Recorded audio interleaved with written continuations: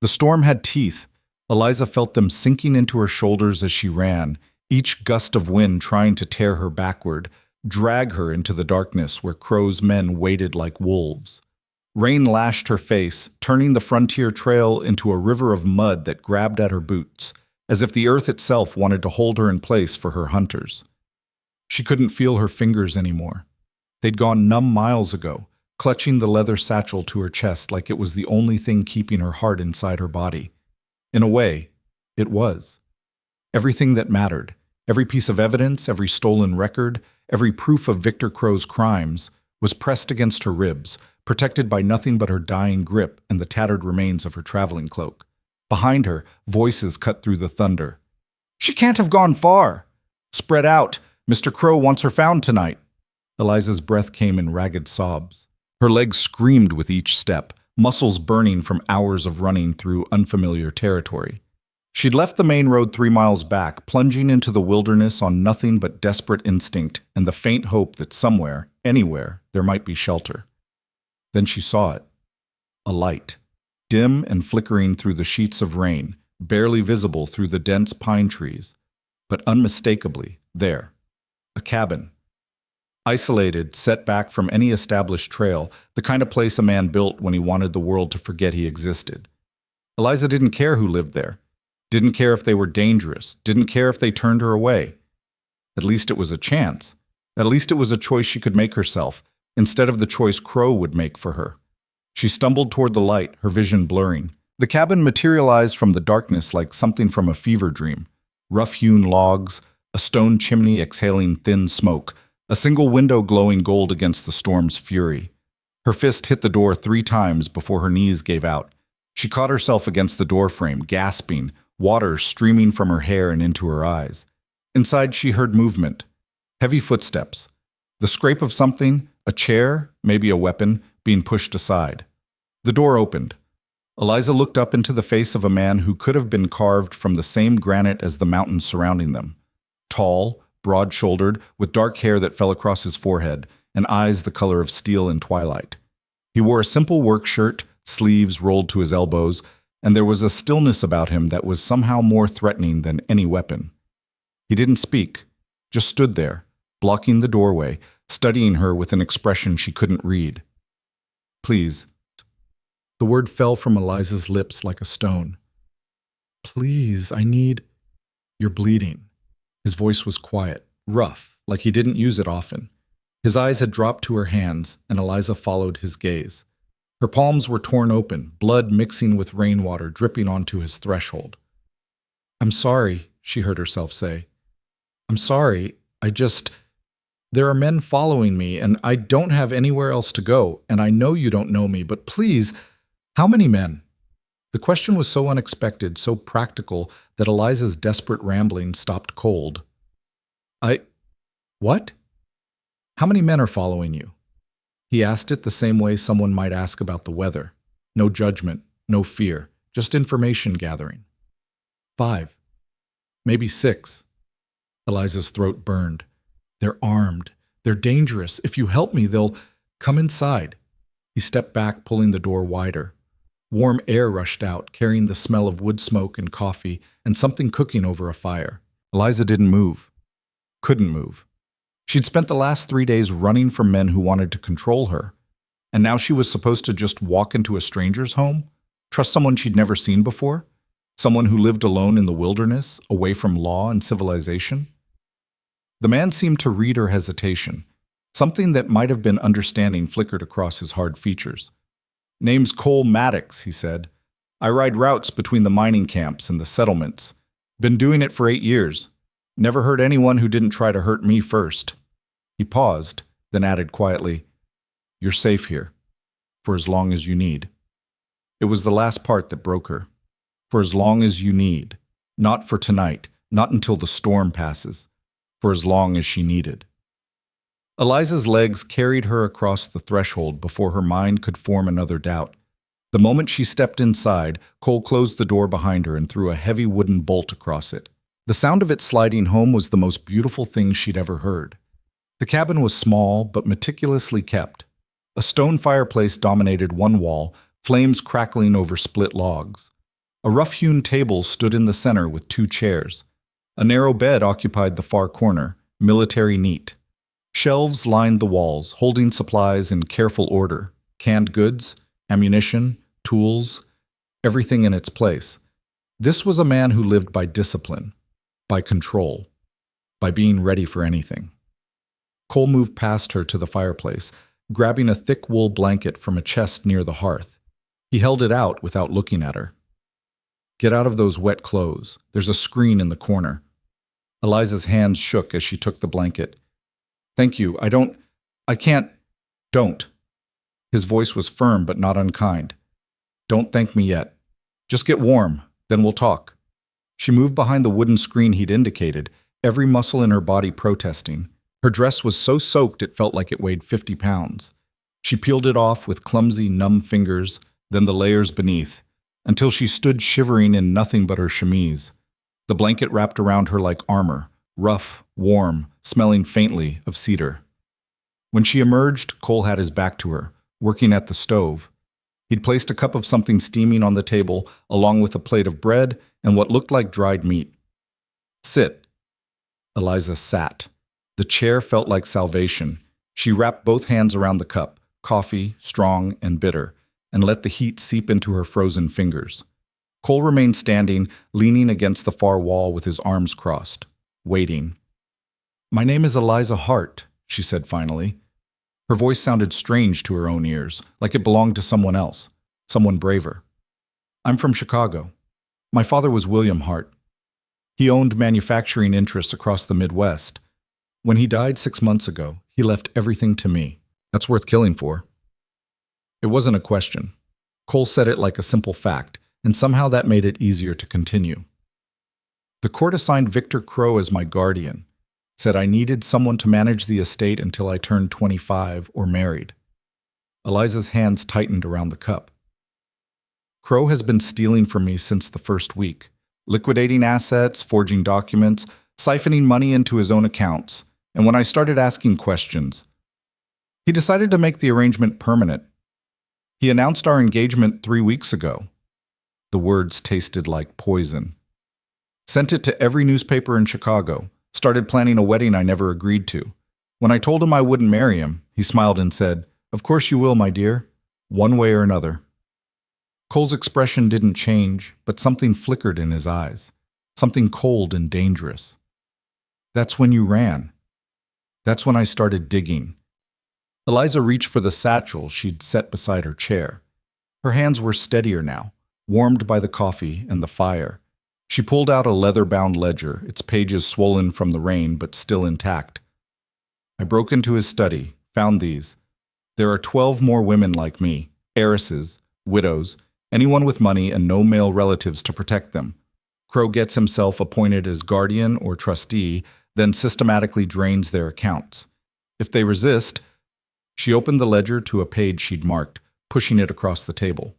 Cole moved forward, looking down at the entries. His jaw tightened. 3 of them are dead, Eliza said quietly. All ruled accidents. 1 fell down the stairs. 1 ate poisoned mushrooms. 1 drowned in her own bathtub. She looked up at him. I wasn't going to be number 4. So you took the evidence and ran. I took the evidence and tried to run. Crow realized what I'd done within hours. He sent his men after me, not law enforcement, his personal hunters. Men who do things law enforcement won't do. Eliza's voice dropped. I've been running for 3 days.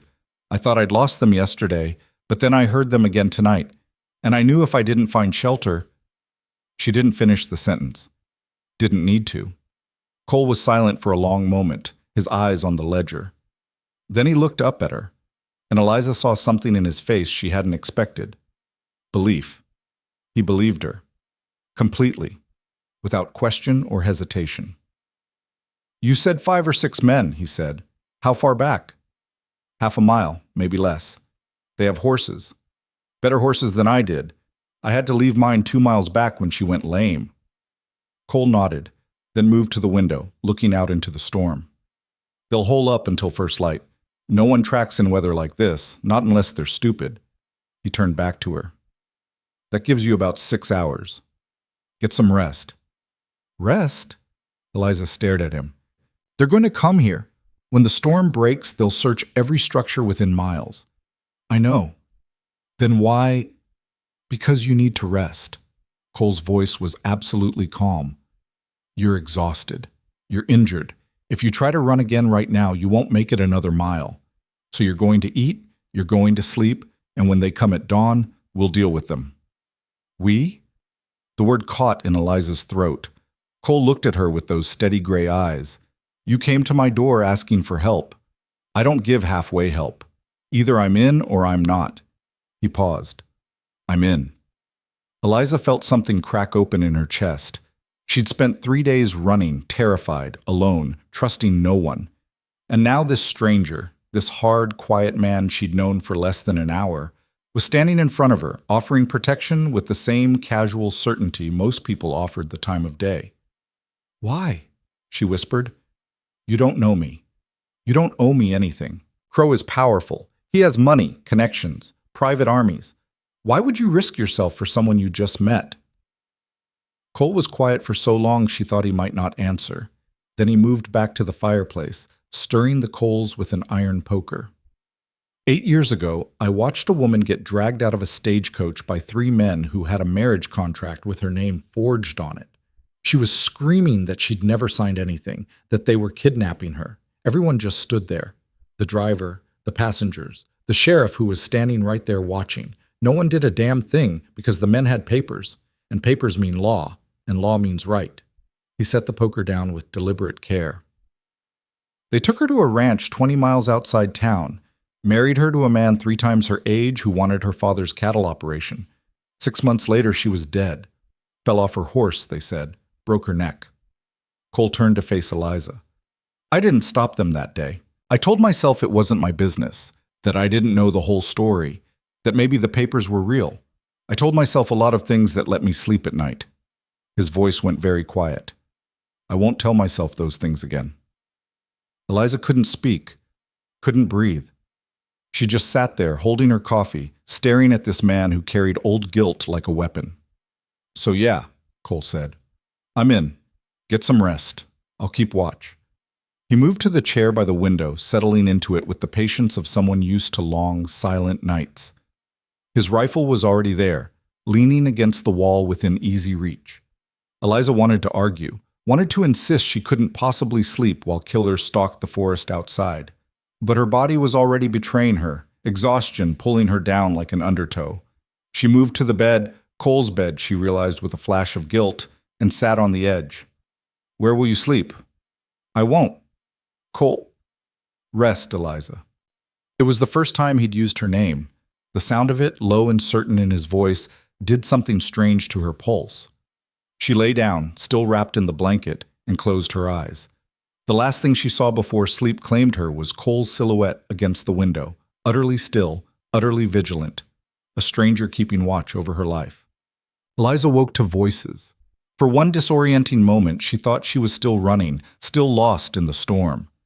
Then she registered the warmth of the fire, the solidity of the bed beneath her, and memory crashed back.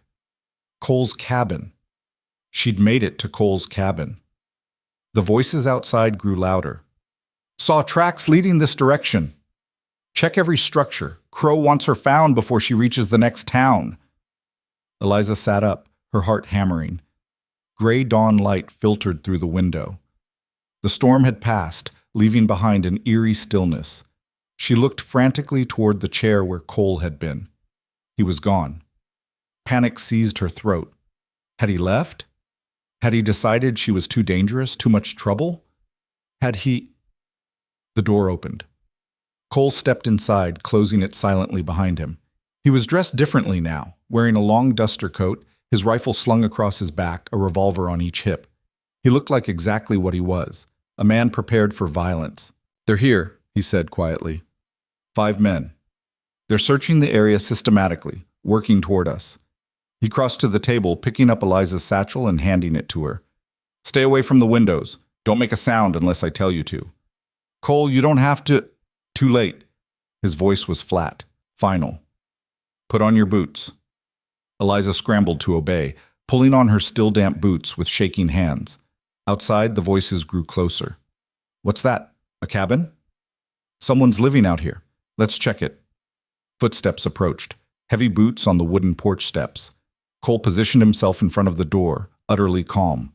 He caught Eliza's eye and put one finger to his lips.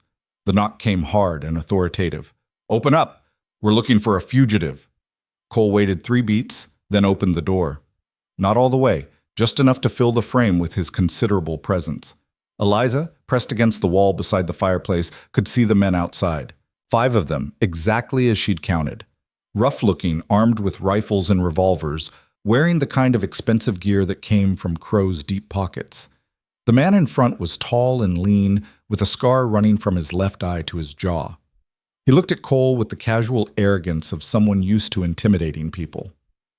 "Morning," he said. "We're tracking a woman. Young, dark hair, probably traveling alone. Might be injured. You seen anyone like that?" Cole leaned against the doorframe, every line of his body radiating bored indifference. "Nope." The scarred man's smile didn't reach his eyes. "You sure about that? Because we tracked her to this area, and there ain't many places out here to hide." "I'm sure." "Mind if we take a look inside?" "Yes." The word hung in the air like a thrown knife. The scarred man's smile vanished. "That's not real friendly." "Don't recall inviting you to be friends." Cole's voice was mild, conversational. "I answered your question. Now you can move along." "See, here's the thing." The scarred man took a step forward, his hand resting on his gun. "The woman we're looking for is dangerous, unstable. She stole valuable property from her legal guardian and ran off into the wilderness. We're authorized to search any and all locations." "By who?" The question stopped the man cold. "What? Who authorized you?" Cole's eyes were flat and cold. "You're not wearing badges. You're not law enforcement. So by whose authority are you demanding to search my home?" "We work for Victor Crow. Mr. Crow has legal guardianship." "Mr. Crow has no authority over me or my property." Cole straightened slightly, and somehow that tiny movement made him seem twice as dangerous. "You want to search my cabin, you come back with a real warrant signed by a real judge. Until then, you're trespassing." The scarred man's face flushed red. "You making trouble, friend?" "I'm not your friend." Cole's hand moved casually to rest on the revolver at his hip. "And I'm not making trouble. I'm telling you the law, since you seem confused about it. This is private property. You have no warrant. Leave." The other 4 men had spread out, forming a loose semicircle. Eliza could see the calculation happening in their eyes, the weighing of odds. 5 against 1 should be easy. Except Cole didn't look like easy prey. He looked like a landslide. Inevitable, unstoppable, utterly without fear. "You know," the scarred man said slowly, "interfering with a legal guardianship is a crime. Harboring a fugitive is a crime. Maybe we should report you to the authorities." "Feel free." Cole's voice was utterly unconcerned.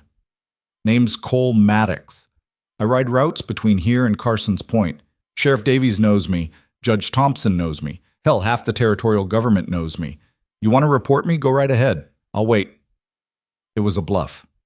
It had to be a bluff. But Cole delivered it with such absolute certainty that even Eliza almost believed him. The scarred man's eyes narrowed. "You're protecting her." "I'm protecting my peace and quiet." Cole's hand tightened slightly on his revolver. "Which you're disrupting, so I'll say this one more time. Leave. Now." The tension stretched so tight, Eliza thought it would snap. She pressed herself harder against the wall, barely breathing, her hand gripping the satchel against her chest. Then, incredibly, the scarred man stepped back. "Fine," he said, his voice tight with barely controlled rage. "We'll go. But if we find out you're lying, if we find out that bitch is anywhere near here, then you come back and we have this conversation again." Cole smiled, but there was nothing friendly in it. "I'll be here." The 5 men retreated, their boots loud on the porch steps. Eliza watched through the gap in the door as they mounted their horses, the scarred man throwing one last venomous look at the cabin before spurring his mount forward. Cole didn't move until the sound of hoofbeats faded completely into the forest. Then he closed the door, threw the bolt, and let out a long, controlled breath. "They'll be back," he said quietly. Eliza sagged against the wall, her legs suddenly unable to support her. "You just..." You just stood up to 5 armed men. You could have been killed. Could have. Cole moved to the window, watching the tree line. Wasn't, though. How did you know they'd back down?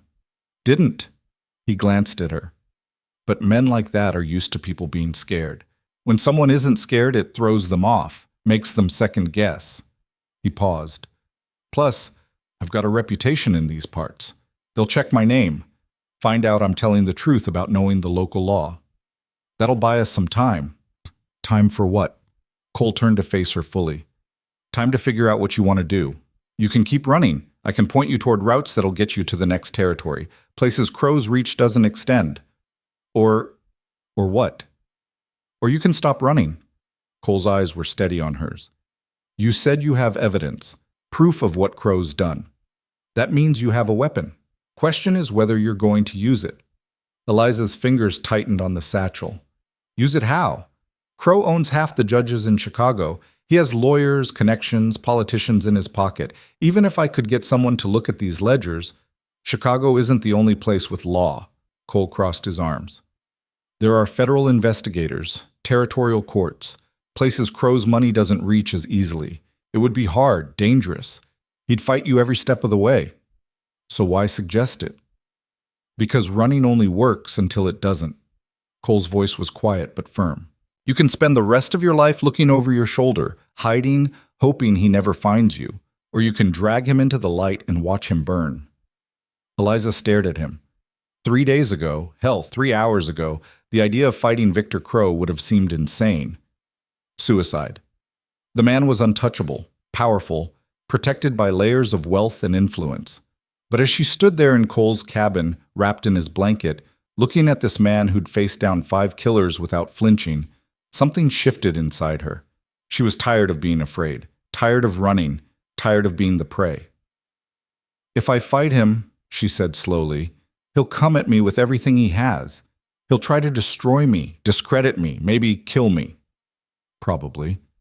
You're not making a very good case here. Cole's mouth twitched, the first hint of a smile she'd seen from him. I'm not trying to convince you. I'm just laying out the options. Running is safer. Fighting is harder. But only one of them ends with you getting your life back. Eliza looked down at the satchel in her hands. Inside were the records of Crow's crimes, proof of theft, fraud, corruption. The fates of 12 women documented in cold numbers and forged signatures, 3 of them dead, 9 of them still trapped in the same web that had nearly caught her. If I do this, she said quietly, if I try to fight him, I can't do it alone. No, Cole agreed. You can't. She looked up at him. Why would you help me? Really? It's not just about that woman you didn't save. There's got to be more to it than that. For a long moment, Cole didn't answer. He just stood there, backlit by the dawn coming through the window, his face half in shadow. My sister, he said finally, had a husband who liked to use his fists. She left him, but he had connections. Got a judge to declare her unstable, rule that she'd abandoned her marriage. They took her daughter away, gave the girl to him. Cole's jaw tightened. My sister fought it.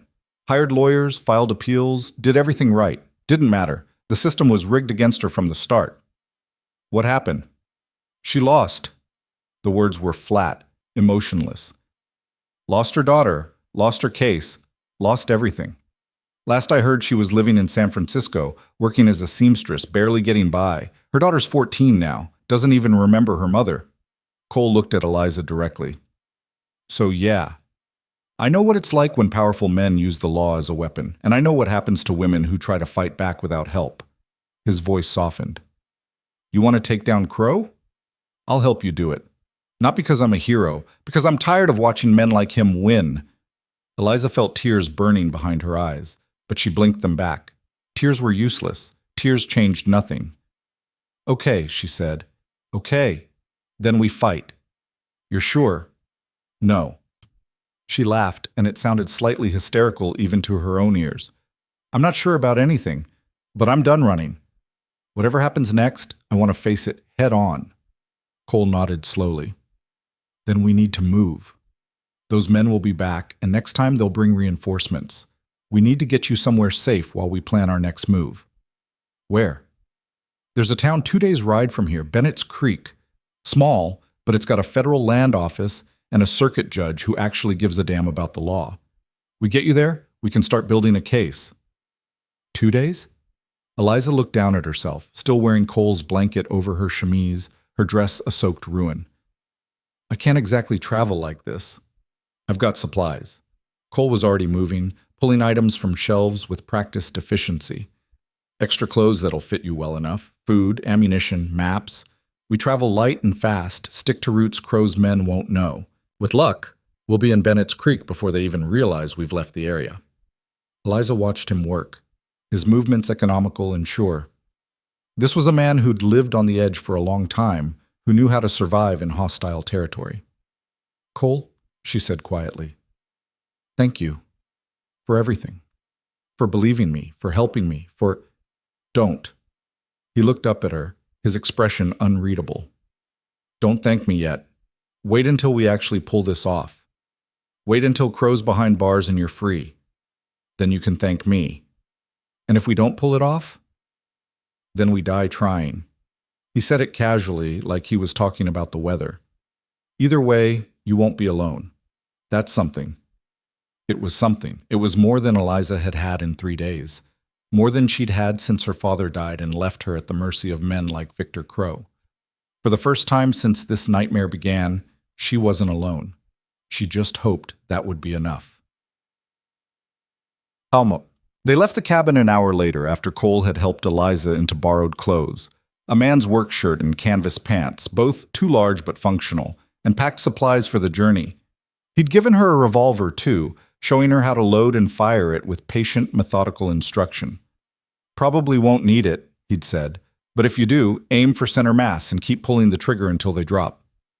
Eliza had held the weapon like it was a snake, but she'd practiced the movements until Cole nodded approval. Now they stood outside the cabin, Cole saddling his horse while Eliza kept watch.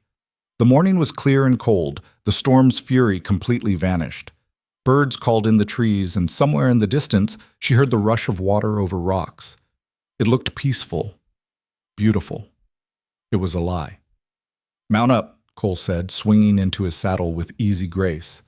He reached down, offering his hand. You'll ride with me until we can get you a horse of your own. Eliza took his hand and let him pull her up behind him. The horse, a big gray gelding, shifted slightly under the additional weight, but didn't protest. Hold on, Cole said. Eliza wrapped her arms around his waist, feeling the solid warmth of him through his coat. Under different circumstances, the intimacy of it would have made her blush. Now it just made her feel marginally safer. Cole urged the horse forward, and they moved into the forest, leaving the cabin behind. As they rode, Eliza looked back once, memorizing the small structure that had been her sanctuary. Then she turned forward, toward whatever came next, toward Bennett's Creek, toward the fight of her life, toward a future she couldn't see but was determined to claim. Behind her, somewhere in the wilderness, Victor Crow's hunters regrouped and planned their next move. But ahead of her, riding with steady confidence through terrain he knew like his own soul, Cole Maddox guided them toward something Eliza had almost forgotten existed. Hope. The forest swallowed them whole. For 3 hours they rode in near silence, Cole navigating terrain that seemed to exist only in his mind. There were no trails here, no markers, just endless pine and granite and the occasional stream cutting silver through the wilderness. Eliza held onto his waist, her body moving with the rhythm of the horse, her mind spinning through everything that had happened in the last 12 hours. Yesterday she'd been alone, hunted, certain she was going to die in these mountains. Today she was riding toward a fight she had no idea how to win. The sun climbed higher, turning the morning cold into something almost pleasant. Eliza's arms ached from holding on, and her legs were stiff from the unfamiliar position, but she didn't complain. Complaining served no purpose, and besides, Cole seemed so focused on their route that she didn't want to break his concentration. Around noon, he finally spoke. We'll stop here. Rest the horse, eat something. They'd emerged into a small clearing beside a creek, the water crystal clear over smooth stones. Cole dismounted first, then helped Eliza down. Her legs nearly buckled when her feet hit the ground, and his hand shot out to steady her. You okay? Just stiff. She straightened, trying to ignore the burning in her thighs. Not used to riding like that. We've got another 6 hours before dark. Can you make it? Eliza looked at him. His face was neutral, but there was something in the question, not doubt exactly, but assessment. He was measuring her, figuring out what she was capable of. I'll make it, she said firmly. Cole nodded and moved to the saddlebags, pulling out dried meat, hardtack, and a canteen. He handed half to Eliza, then settled on a fallen log to eat. She sat beside him, suddenly ravenous. They ate in silence for a few minutes. Then Cole said, "Tell me about the other women." Eliza looked at him sharply. What? In the ledger, you said there were 12, or 3 dead, 9 still trapped. He took a drink from the canteen. Tell me about them. Eliza set down her food, her appetite suddenly gone. Why? Because if we're going to fight Crow, we need to know exactly what we're fighting for. And because those women might be willing to testify against him if we can reach them. It made tactical sense, cold, practical sense. But Eliza still hesitated, the names and faces swimming up from her memory like ghosts. Margaret Chen, she said finally. Widow, 32 years old. Her husband owned a shipping company in San Francisco. When he died, Crow got himself appointed as executor of the estate. Within 6 months, the company was bankrupt, and Margaret was living in a boarding house, working as a laundress. Crow told everyone she'd gambled away the fortune. But she hadn't. She'd never placed a bet in her life. Crow sold off the ships at a fraction of their value to buyers he controlled, then pocketed the difference. Eliza's hands clenched. I met her once, at a charity function. She looked like a ghost, empty, broken. Cole's jaw tightened, but he just said, next. Sarah Thornton, 24, inherited a cattle ranch from her father. Crow got guardianship by claiming she was mentally unfit, said she had episodes of hysteria, that she couldn't manage her own affairs. He had doctors sign affidavits, all lies. Where is she now? Married to one of Crow's business associates, a man named Edmund Price, twice her age. The marriage contract signed over control of the ranch to him. Sarah lives in the main house like a prisoner. I saw her at the engagement party Crow threw for us. Eliza's voice dropped. She looked at me with these dead eyes and said, "Run while you still can." Cole was quiet for a moment. Then, "You didn't." Not fast enough. Eliza picked at the hardtack in her hands. There are others. Anna Rodriguez, whose vineyard Crow liquidated. Catherine Moore, whose textile factories he sold to his own shell companies. Elizabeth Brennan, who Crow married off to a mine owner in Nevada. She writes letters begging her sister for help, but there's nothing anyone can do because legally it's all binding. And the 3 who died? Eliza closed her eyes. Rebecca Foster, 28, fell down the stairs of her own home 3 weeks after she threatened to go to the police about Crow's bookkeeping. Broken neck. The inquest ruled it accidental. Second one? Josephine Carr, 41. Ate mushrooms at a dinner party. Everyone else at the table was fine. She was dead within hours. The doctors said she must have had an allergic reaction no one knew about. And the third? Victoria Ashford. Eliza opened her eyes, staring at nothing. 26 years old, drowned in her bathtub 6 months ago. They said she'd been drinking, that she fell asleep in the bath and slipped under the water, but Victoria didn't drink.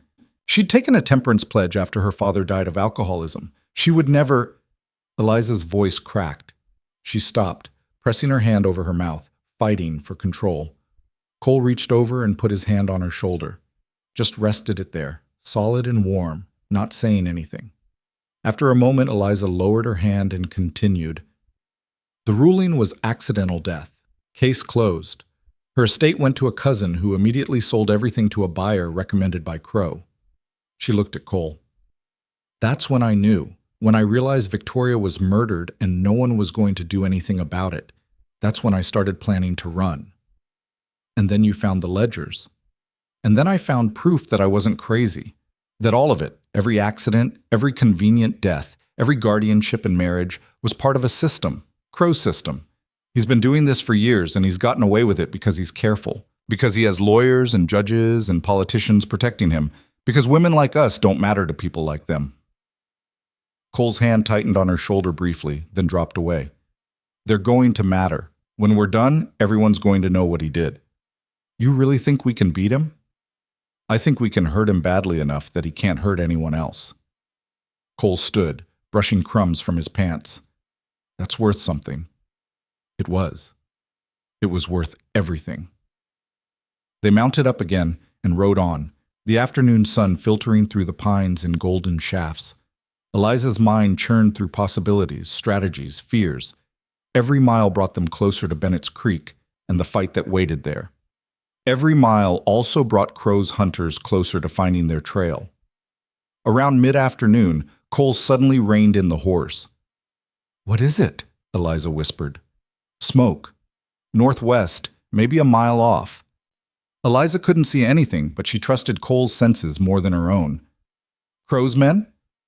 "Could be. Could be trappers, prospectors, anyone." He turned the horse slightly, adjusting their route. "We'll circle wide, stay out of sight." They moved carefully now, Cole's body tense with alertness. Eliza found herself holding her breath, listening for any sound that didn't belong. Voices, horses, the click of a gun being cocked. They'd gone maybe half a mile when Cole stopped again. This time Eliza heard it too. Horses. Multiple horses, moving fast. "Down," Cole hissed. He dismounted in one fluid motion, pulling Eliza with him. They led the horse into a thick stand of pine, Cole's hand over the animal's muzzle to keep it quiet. Eliza crouched beside him, her heart hammering so hard she was sure it could be heard for miles. Through the trees, she saw them. 6 riders this time, not 5. They'd added someone, and they were moving with purpose, following some kind of trail. "Our trail," Eliza realized with cold certainty. "They're tracking us." The scarred man from the cabin was in the lead, his face set in hard lines. Next to him rode someone new, a tracker, from the look of him, lean and weathered, eyes on the ground as he guided the group. "They're getting closer," one of the men said. "Trail's fresh, maybe 2 hours old." "Then we push harder," the scarred man replied. "Crow wants her found today. He's losing patience." "What about the man with her?" "Crow says to bring her back alive." "The man?" The scarred man smiled, and it was the ugliest thing Eliza had ever seen. "Crow doesn't care what happens to him." They rode past, close enough that Eliza could have reached out and touched the last horse's tail. Cole kept his hand pressed over their mount's nose, his other hand on his revolver, his entire body coiled and ready. The hunters disappeared into the forest, heading along the path Cole and Eliza had taken an hour ago. Cole waited a full 5 minutes after the sound of hoofbeats faded before he moved. "They've got a tracker," he said quietly. "Good one, too. We can't outrun them, not with 2 on 1 horse." "Then what do we do?" Cole was silent for a moment, thinking. Then he said, "We make them lose the trail. There's a river about 3 miles east. We ride through it for a few miles, break up our tracks. With luck, the tracker will waste hours trying to figure out where we left the water. And without luck, we deal with that when it happens. Come on." They rode hard now, speed replacing stealth. The horse stretched into a ground-eating lope, and Eliza held on tight, her arms aching. True to Cole's word, they reached the river in less than an hour, a wide, shallow stream running fast over rocky bed. Cole urged the horse into the water without hesitation.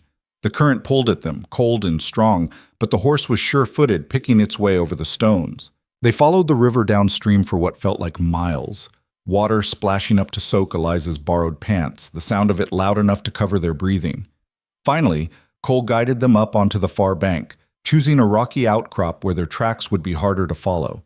They climbed into higher ground, winding through boulder fields and deadfall until Eliza was completely lost. "Where are we?" she asked when they finally stopped to let the horse breathe. "About 5 miles off our original route." Cole scanned the terrain with practiced eyes.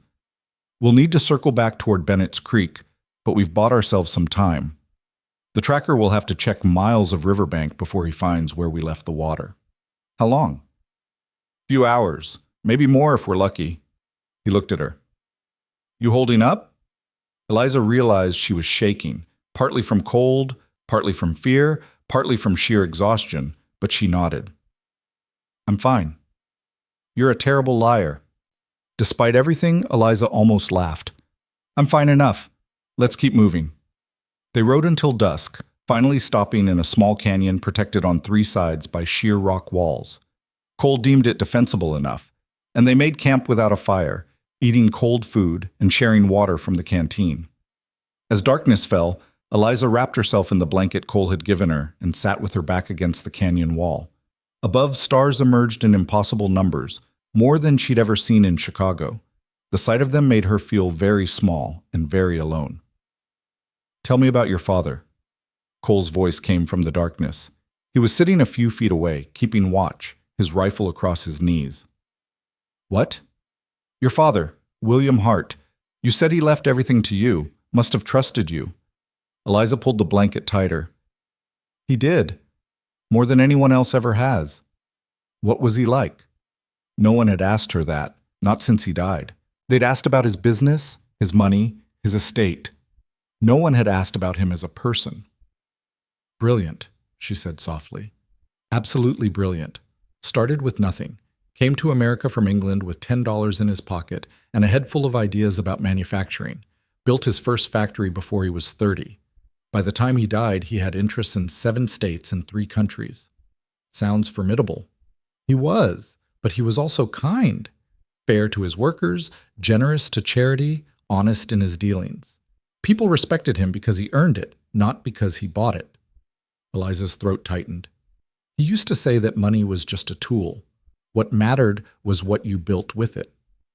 And he wanted you to continue his work. He wanted me to be free to choose." Eliza stared up at the stars. "That's why he left everything directly to me instead of finding some man to manage it. He knew people would say I couldn't handle it, that I needed a husband or guardian. He didn't care. He believed I was capable." He was right. The simple statement, delivered with complete certainty, made Eliza's eyes burn. "I haven't exactly proven that yet. I'm running for my life, depending on a stranger for survival. You stole evidence from a dangerous man and got out before he could trap you. You survived 3 days alone in wilderness that kills experienced travelers. You're still fighting when most people would have given up." Cole's voice was firm. "Your father would be proud." Eliza wanted to believe that, needed to believe it. "Cole," she said quietly, "what if we fail? What if we get to Bennett's Creek and no one believes us? What if Crow's influence reaches that far and we've risked everything for nothing? Then we try something else. Keep fighting until we win or until we can't fight anymore." "That's simple?" "That's simple." She heard him shift position. "You asked me earlier why I'm helping you. The truth is I'm tired of living like the world is something that happens to me. Tired of watching and waiting and surviving. You want to fight? I want to fight with you. Maybe we'll lose, but at least we'll have tried." In the darkness, Eliza smiled. It felt strange on her face, unfamiliar after days of fear, but it was real. "Thank you," she said, "for everything. For believing me when you had no reason to. For risking your life for someone you just met. For—" "Eliza." "What?" "Stop thanking me. We're not done yet." She laughed quietly. "You said that before." Still true. They fell silent. Eliza listened to the night sounds, wind through stone, the distant call of an owl, the soft breathing of the horse. Normal sounds, peaceful sounds. She didn't trust them. "Get some rest," Cole said. "I'll keep watch." "You need sleep too." "I'll sleep when we're safe." Eliza wanted to argue, but exhaustion was pulling her down like an undertow. She arranged herself as comfortably as possible against the rock, the blanket wrapped around her like armor. Just before sleep claimed her, she heard Cole's voice, so quiet she almost missed it. "I won't let them take you." It should have sounded arrogant. Instead, it sounded like a promise. Eliza fell asleep believing it. She woke to Cole's hand over her mouth. Her eyes snapped open to find his face inches from hers, his expression grim in the pre-dawn light. He put a finger to his lips, then slowly removed his hand. Eliza heard it then. Voices. Close. Too close. "Trail ends here. They camped in this canyon."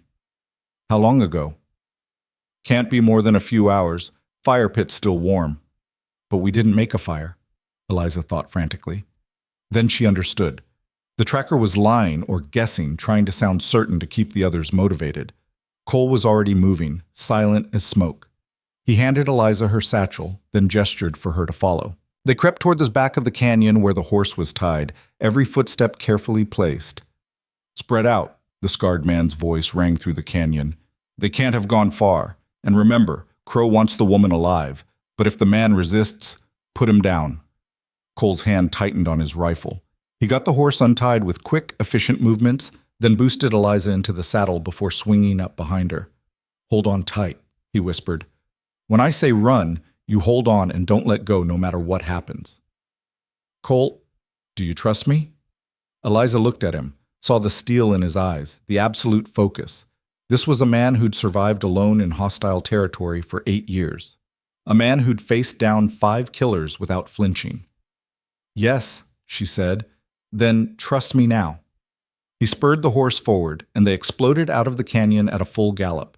Shouts erupted behind them, then gunfire. Bullets whined past Eliza's head, and she pressed herself flat against the horse's neck, her arms locked around Cole's waist. He rode like he'd been born in the saddle, guiding the horse over terrain that would have broken her neck if she'd tried it alone. More gunfire. The horse screamed and stumbled, and Eliza's heart stopped, but the animal recovered, surging forward with desperate speed. They crashed through brush, leaped a fallen log, splashed through a creek. Behind them, the hunters followed, their voices sharp with excitement. They'd scented blood now. They weren't going to give up. Cole yanked the horse hard to the left, taking them up a steep incline covered in loose scree. The horse's hooves scrabbled for purchase, sending rocks cascading down. One of the pursuing horses lost its footing and went down, throwing its rider. 5 left, Cole said, his voice eerily calm. They crested the ridge and plunged down the other side, moving so fast Eliza could barely breathe. The forest was a blur around them. She had no idea where they were going, could only trust that Cole did. Another shot. This one caught the horse's flank, and the animal screamed again. Blood darkened its gray coat. "Damn it," Cole muttered. He guided them toward a cluster of boulders, dismounting even as the horse staggered. "Get down, behind the rocks." Eliza slid off, her legs nearly giving out. Cole slapped the horse's rump, sending it limping away, then grabbed Eliza's arm and dragged her behind the largest boulder. "Stay down," he ordered. "Don't move. Don't make a sound." He positioned himself at the edge of the boulder, rifle raised, waiting. The hunters came into view 30 seconds later. 5 of them, exactly as Cole had counted, spread out and moving carefully now. The scarred man in the lead, eyes scanning the terrain. "They're here somewhere," he called. "Probably holed up in those rocks. Brennan, circle around. Davies, Santos, come at them from the left." "I'll approach straight on." Cole waited until they'd committed to their movements. Then he aimed and fired. The shot was impossibly loud in the morning stillness. The man called Brennan dropped without a sound, a red flower blooming on his chest. Chaos erupted. The hunters scattered, returning fire wildly. Bullets ricocheted off the boulders, sending stone chips flying. Eliza pressed herself flat against the ground, hands over her head, the sound of gunfire overwhelming every other sense. Cole fired again. Again. His movements were methodical, controlled, each shot deliberate. Another hunter fell, clutching his shoulder. "He's alone!" the scarred man shouted. "One man! Rush him!" 3 of them charged forward, and Eliza realized with cold horror that Cole couldn't get all of them. One would make it through. One would reach them. She fumbled for the revolver Cole had given her, her hands shaking so badly she could barely grip it. Cole shot the first man, dropped him mid-stride. The second man was almost to the boulder when Cole's rifle clicked empty. The hunter smiled, raising his gun. Eliza stood up and fired. The recoil nearly knocked her backward. The bullet went wide, missing by feet. But the hunter flinched, turning toward her, and that gave Cole the split second he needed. He drew his revolver and fired twice. The hunter went down. The scarred man and the last hunter, Davies, retreated, taking cover behind trees. For a moment there was silence except for Eliza's ragged breathing. "Reload," Cole said quietly, his eyes never leaving the trees. "Like I showed you." Eliza's hands shook as she fumbled with the revolver's cylinder, ejecting spent brass and loading fresh rounds. It felt like it took an eternity, but finally the gun was ready again. "Maddox," the scarred man's voice rang out. "That's your name, right? Cole Maddox?" Cole didn't answer. Crow's offering a bounty now, $5,000 for the woman, dead or alive, and another 1,000 for whoever kills you. Still no response from Cole. You can't win this. More men are coming. By nightfall, this whole territory will be crawling with hunters. Give us the woman and walk away. Crow doesn't care about you. Cole glanced at Eliza. Your choice. She stared at him, understanding what he was offering. He would let her decide. If she wanted to surrender, to take her chances with Crow and the law, he would step aside. But they both knew what would happen if she did. Crow would have her killed the moment she was back in his custody. An accident, just like the others. We keep fighting, Eliza said. Cole smiled, sharp and fierce and absolutely certain. Then he raised his voice. Tell Crow he can take his bounty and choke on it.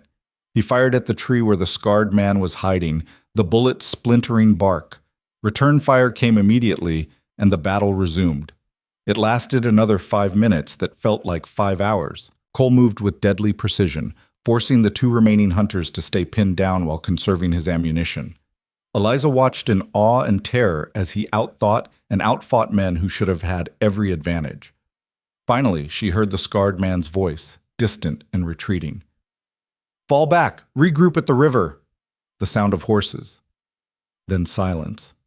Cole waited a full minute before he lowered his rifle. Are they gone? Eliza whispered. For now. He checked his ammunition, reloading methodically. They'll be back. But we bought some time.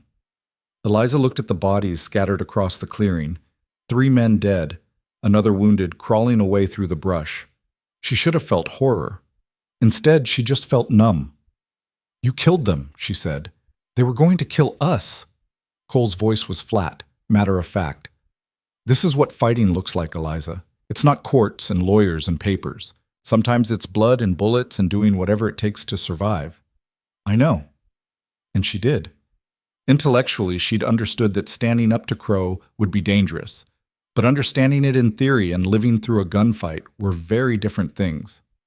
Can you keep going? Cole asked. Eliza looked at him.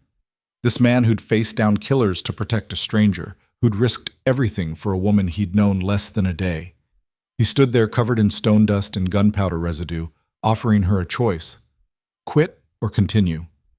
She thought of Margaret Chen in her boarding house, Sarah Thornton with her dead eyes, Victoria Ashford floating in her bathtub. She thought of her father, who'd believed she was strong enough to inherit an empire. Yes, Eliza said. I can keep going. Good. Cole shouldered his rifle. Because it's about to get a lot harder. They walked. The wounded horse had limped away into the forest, leaving them on foot with nothing but what they could carry. Cole stripped ammunition and supplies from the dead hunters without hesitation, his movements efficient and cold. Eliza tried not to look at their faces, tried not to think about the fact that these men had families somewhere, people who would mourn them. They'd come to kill her. That was all that mattered. Cole fashioned a rough pack from one of the hunters' saddlebags, distributing the weight between them. Then they moved out, heading east toward Bennett's Creek on foot, knowing that every hour brought Crow's reinforcements closer. How far? Eliza asked after they'd been walking for an hour. 30 miles. Maybe more. Cole's eyes scanned the terrain constantly, looking for threats. 2 days on foot if we push hard. 3 if we have to avoid patrols. We don't have 3 days. No, he agreed. We don't.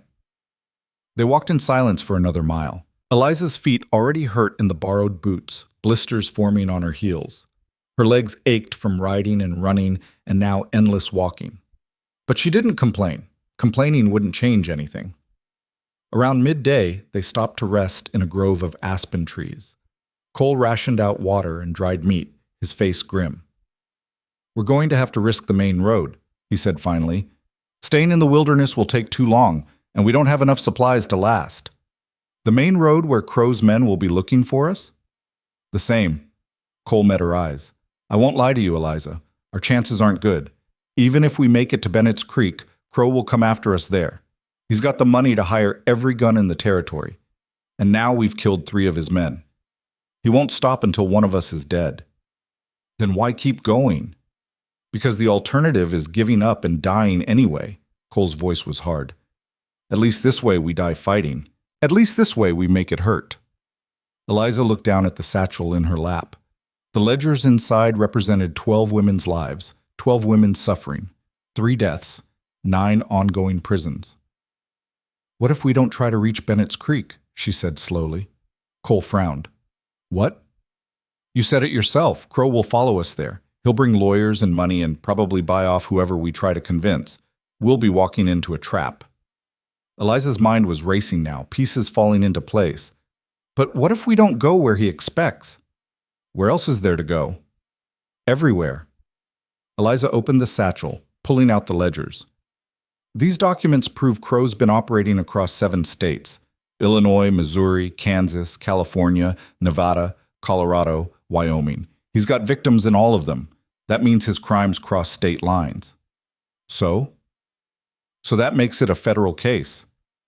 Eliza's hands shook with sudden excitement. We don't need a local judge or sheriff. We need federal marshals, the kind of law enforcement Crow can't buy off as easily. Cole was quiet for a moment, thinking. Then he said, Nearest federal office is in Carson City. That's 150 miles southwest of here. Can we make it? On foot? Not before Crow's men run us down. Cole looked at her. But there's a rail line about 40 miles south, small depot town called Silver Falls. If we could get there, catch a train to Carson City, then we'd have a chance. A small one. Cole's expression was skeptical. Silver Falls will be dangerous. It's the kind of place where someone matching your description would be noticed. And if Crows put out word you're wanted, there might be a telegraph there with your name on it. So we disguise ourselves. As what? Eliza looked at him, then down at herself in the borrowed men's clothes. An idea formed, audacious and terrifying. A married couple, she said. Homesteaders heading to Carson City to file a land claim. No one looks twice at settlers. They're everywhere out here. Cole studied her face. That could work. If we can sell it. We don't have to sell it for long, just long enough to buy tickets and board a train. Eliza straightened her shoulders. I can do this, Cole. I've spent my whole life performing for society, pretending to be the perfect daughter, the perfect heiress. Playing a homesteader's wife will be easy by comparison. And if someone recognizes you, then we run, same as we've been doing. She met his eyes, but at least we'll be running towards something instead of just away. Cole was silent for a long moment. Then he nodded slowly. All right, we try for Silver Falls. But we move fast and we stay alert. First sign of trouble. We disappear. I understand. They gathered their meager supplies and set out again, angling south now instead of east. The terrain grew rougher, forcing them to pick their way carefully over rocky ground and through dense brush. Twice they heard riders in the distance and had to hide, pressing themselves flat behind rocks while mounted patrols passed within 100 yards. Crow's net was tightening. As afternoon faded toward evening, they crested a ridge and Cole stopped suddenly, his hand shooting out to grip Eliza's arm. Down, he hissed. They dropped flat, crawling to the edge of the ridge. Below them, spread out in a valley, was a camp. Not a hunting camp, an army camp. Dozens of tents, supply wagons, horses picketed in neat rows, and men. Easily 50 of them, maybe more. Merciful hell, Cole breathed. Crow didn't just hire hunters. He hired a private militia. Eliza stared at the camp, her blood running cold. This wasn't a search party. This was an invasion force. Crow had brought enough men to occupy the entire territory if necessary. He's insane, she whispered. This must be costing him a fortune. You're worth a fortune. Cole's voice was grim. And more than that, you're a threat. If those ledgers get out, he loses everything. His reputation, his business, probably his freedom. He can't afford to let you reach any kind of authority. So he's going to kill everyone between here and there until he finds me. Looks that way. They backed away from the ridge carefully, then circled wide around the camp. It added miles to their journey, but there was no choice. Walking anywhere near that many armed men would be suicide. Night fell as they traveled, and Cole finally called a halt in a shallow cave tucked into a hillside. No fire again, just cold food and colder water huddled in the darkness. Get some sleep, Cole said, settling himself at the cave mouth with his rifle. I'll keep watch. You've been saying that for 2 days. When do you sleep? When we're safe. Cole? Eliza. His voice was patient but firm. I've gone longer without sleep than this. I'm fine. You need rest more than I do, so close your eyes and let me do my job. Eliza wanted to argue, but exhaustion was already pulling her down. She wrapped herself in the blanket and lay down on the hard stone, every muscle in her body screaming. Cole? She said quietly into the darkness. Yeah? When this is over, if we survive it, what will you do? He was quiet for so long she thought he might not answer. Then he said, Never thought about it. Been riding routes for so long, I don't remember what else there is. You could do anything, go anywhere. Could say the same about you. Rich heiress, whole world ahead of you. What'll you do when Crow's behind bars? Eliza thought about it. A week ago, her future had been clear. Manage her father's business, carry on his legacy, build something meaningful. Then Crow had shattered that future into pieces. I don't know anymore, she admitted. Everything I thought I wanted seems small now. Inadequate. After seeing what Crow did to those women, after running for my life and fighting back, I can't just go back to charity galas and board meetings. So what instead? Something that matters. Something that helps people like Margaret and Sarah and all the others trapped in systems designed to exploit them. She paused. What about you? What would matter to you? Cole didn't answer for a long time. When he finally spoke, his voice was softer than she'd ever heard it. Watching someone like you win. That'd matter. Eliza's throat tightened. She wanted to say something, to thank him or tell him what his help meant to her, but the words seemed inadequate, too small to carry the weight of everything he'd done. So instead she just said, Don't let me sleep past dawn. Wouldn't dream of it. She closed her eyes and let the darkness take her. Eliza woke to the sound of rain, not the violent storm of 3 nights ago, but a steady, cold drizzle that seeped into everything. Cole was shaking her shoulder gently, his face drawn with exhaustion. We need to move, he said quietly. Rain will cover our tracks, but it'll also make the going slower. They set out into the gray morning, the rain soaking through their clothes within minutes. The temperature had dropped overnight, turning the rain icy. Eliza's teeth chattered as they walked, her hands numb inside her wet gloves. But the rain was a blessing too. It kept Crow's patrols in their camps, reluctant to search in the miserable weather. Cole and Eliza covered miles without seeing another soul, just endless gray landscape and the constant patter of rain. Around noon, Cole stopped suddenly. What? Eliza asked. Then she heard it too. Water. A lot of it. They pushed through a stand of pine and emerged onto the bank of a river, but this wasn't the shallow stream they'd crossed before. This was a real river, swollen with rain, running fast and deep. Hell, Cole muttered. The clear water. I'd hoped we'd cross upstream where it's narrower. Can we go around? Would add 2 days to our journey, and we don't have 2 days. He studied the river with a calculating expression. We have to cross here. Eliza looked at the churning water. That's suicide. That's survival.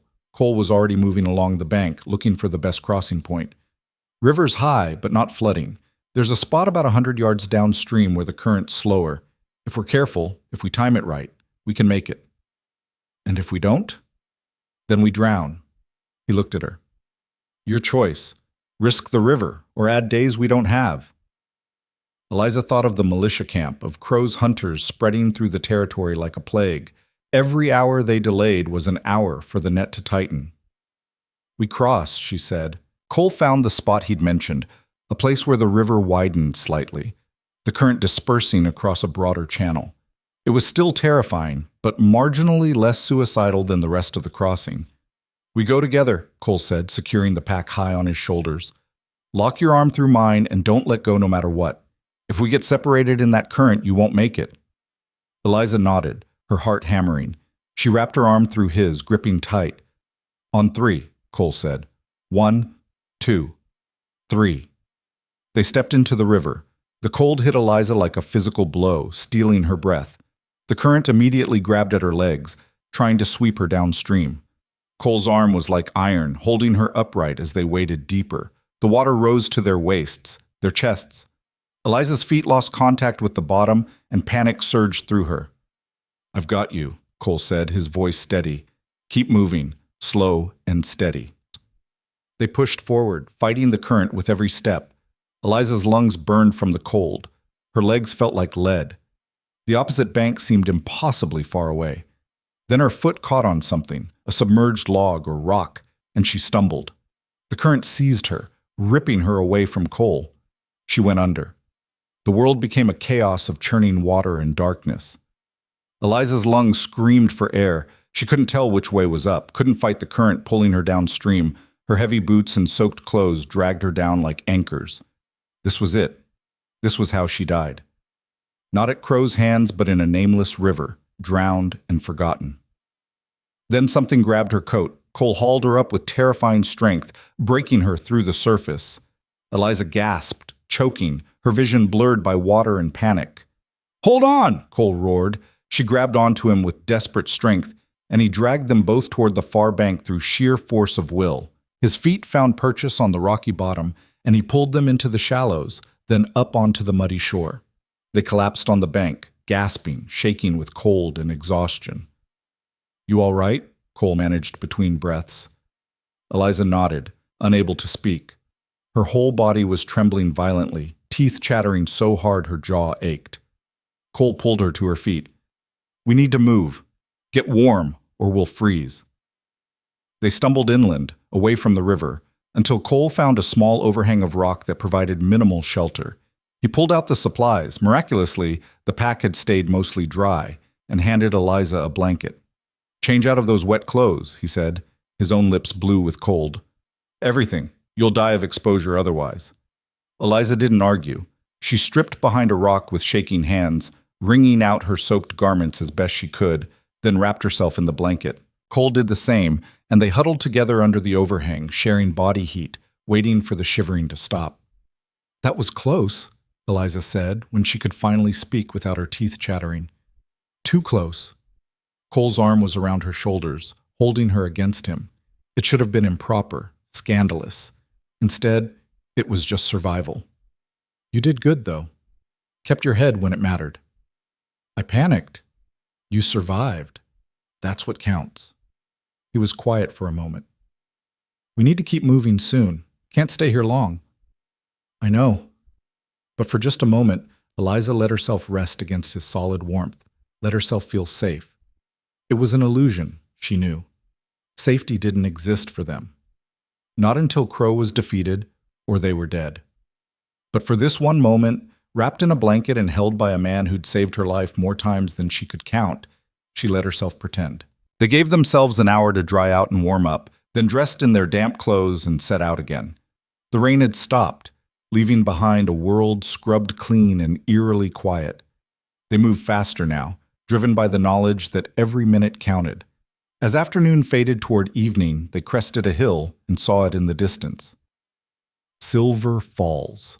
The town was smaller than Eliza had imagined, maybe 50 buildings clustered around a rail depot, smoke rising from chimneys into the gray sky. From this distance, it looked peaceful, welcoming. It looked like a trap. "We can't just walk in," Cole said, studying the town through narrowed eyes. "Need to clean up first, look less like fugitives and more like settlers." "How?" Cole thought for a moment. "There's bound to be homesteads outside town, small farms, ranches. We find one, trade some of this ammunition for decent clothes and maybe a wagon ride into town. Play it as a young couple down on our luck, heading west to start over. What if they've heard about the bounty? Then we move on and try somewhere else." He looked at her. "You ready for this?" Eliza thought about walking into that town, about pretending to be someone she wasn't, about trusting strangers when anyone could sell them out for Crow's money. "No," she said honestly. "But let's do it anyway." They circled wide around the town looking for isolated homesteads. The first two they spotted looked too prosperous, too established, the kind of places that would ask too many questions. But the third was perfect. A small, rough cabin with a lean-to barn and a few scraggly chickens. Smoke rose from the chimney, and clothes hung on a line outside. "Wait here," Cole said. "Let me talk to them first." He approached the cabin alone, hands visible and empty. A woman emerged, middle-aged, worn-looking, with suspicious eyes. Cole spoke to her for several minutes, gesturing occasionally. Eliza couldn't hear the conversation, but she saw the woman's expression soften slightly. Finally, the woman nodded and called back into the cabin. A man emerged, similarly weathered. More conversation. Then Cole handed over something. Ammunition, Eliza realized, and the man shook his hand. Cole gestured for Eliza to approach. "This is Mrs. Patterson," he said. "She's agreed to help us out." The woman looked Eliza up and down with sharp eyes. "Your husband says you've had some trouble on the trail, lost your wagon and most of your belongings." Eliza nodded, falling into the role. "We were traveling from Wyoming, heading to California. There was a storm, and the wagon went over an embankment. We barely got out alive." It wasn't entirely a lie, close enough to the truth that she could sell it. Mrs. Patterson's expression softened further. "Well, you poor things. Come inside. I'll see what I can spare." Inside the cabin, Mrs. Patterson produced a worn but clean dress and a shawl. "This was my daughter's before she married and moved to Denver. Should fit you well enough." Eliza changed behind a curtain, emerging in clothes that actually fit, that made her look like a frontier woman instead of a fugitive in men's cast-offs. Mrs. Patterson even produced a bonnet and helped Eliza arrange her hair in a simple style. "There," she said, stepping back. "You look respectable now. Your husband cleaned up too." Eliza turned to see Cole transformed. He'd shaved using Mr. Patterson's razor, revealing a strong jaw she hadn't seen before. He wore a clean shirt and vest, his hair combed back. He looked like exactly what they needed him to look like. A hard-working settler down on his luck, but not defeated. Their eyes met, and something passed between them. Recognition. Partnership. Trust. "Thank you," Eliza said to Mrs. Patterson. "You've been incredibly kind." "We've all needed help at one time or another out here," the woman replied. "Mr. Patterson will drive you into town in the morning. You can catch the afternoon train west." "The morning?" Cole asked sharply. "It's nearly dark now. No sense going into town after dark when you can go in daylight and look proper." Mrs. Patterson's tone brooked no argument. "You'll stay here tonight, have a decent meal, and a real bed. In the morning, you'll go into Silver Falls looking like respectable folk instead of half-drowned vagrants." Cole looked at Eliza. She could see the calculation in his eyes. Every hour's delay was dangerous. But Mrs. Patterson was right. Walking into town looking desperate would draw exactly the kind of attention they couldn't afford. "We're grateful for your hospitality," Eliza said. They spent the evening helping with chores, playing the roles of grateful travelers. Eliza helped Mrs. Patterson prepare dinner while Cole assisted Mr. Patterson with repairs to the barn. It felt surreal, this brief return to normalcy, to the simple rhythms of frontier life. Over dinner, real food, hot and plentiful, Mr. Patterson talked about the challenges of homesteading, the difficulties of making a life in harsh country. Eliza found herself genuinely interested, asking questions, learning about a world she'd never known existed. "You'll do fine in California," Mrs. Patterson said as they cleared the dishes. "You've got grit, I can tell, and a good man beside you. That's all anyone needs out here." Eliza glanced at Cole, who was helping Mr. Patterson clean the rifles. A good man. Yes, that was exactly what he was. That night, the Pattersons gave them their daughter's old room, insisting on the hospitality. It was tiny, barely large enough for the narrow bed and a chest of drawers. Cole immediately moved to sleep on the floor. "Don't be ridiculous," Eliza said. "The bed's small, but we can share it. We've been sleeping rough for days. This is luxury by comparison." "Eliza, we're supposed to be married, remember? What would the Pattersons think if they heard you sleeping on the floor?" She sat on the bed, her tone firm. "Besides, I trust you."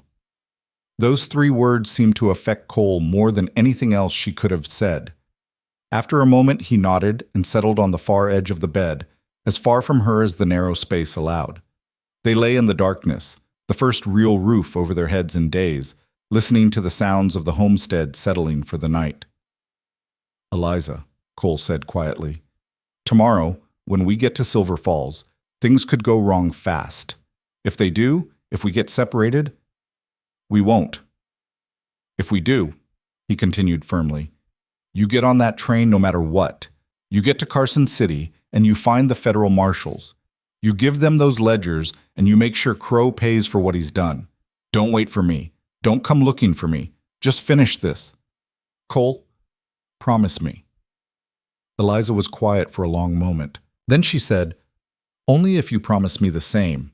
If something happens to me, you make sure those ledgers reach the right people. You make sure those women get justice. I promise. Then I promise too. They fell silent. Outside, an owl called in the darkness. Inside, Eliza listened to Cole's breathing slow and deepen as he finally allowed himself to sleep. She stayed awake longer, her mind turning over everything that had happened, everything that was about to happen. Tomorrow they would walk into Silver Falls and gamble everything on a train ticket west. Tomorrow, Crow's hunters might find them. Tomorrow, they might die. But tonight, in this small room in a stranger's home, they were safe. Eliza closed her eyes and held on to that feeling for as long as she could. Dawn came too quickly. Eliza woke to find Cole already dressed, standing at the small window with his hand resting on his revolver. The tension was back in his shoulders, the brief respite of sleep already forgotten. Anything wrong? She asked quietly. Riders passed on the road about an hour ago, heading toward town. His voice was tight. Could be nothing. Could be Crow's men expanding their search grid.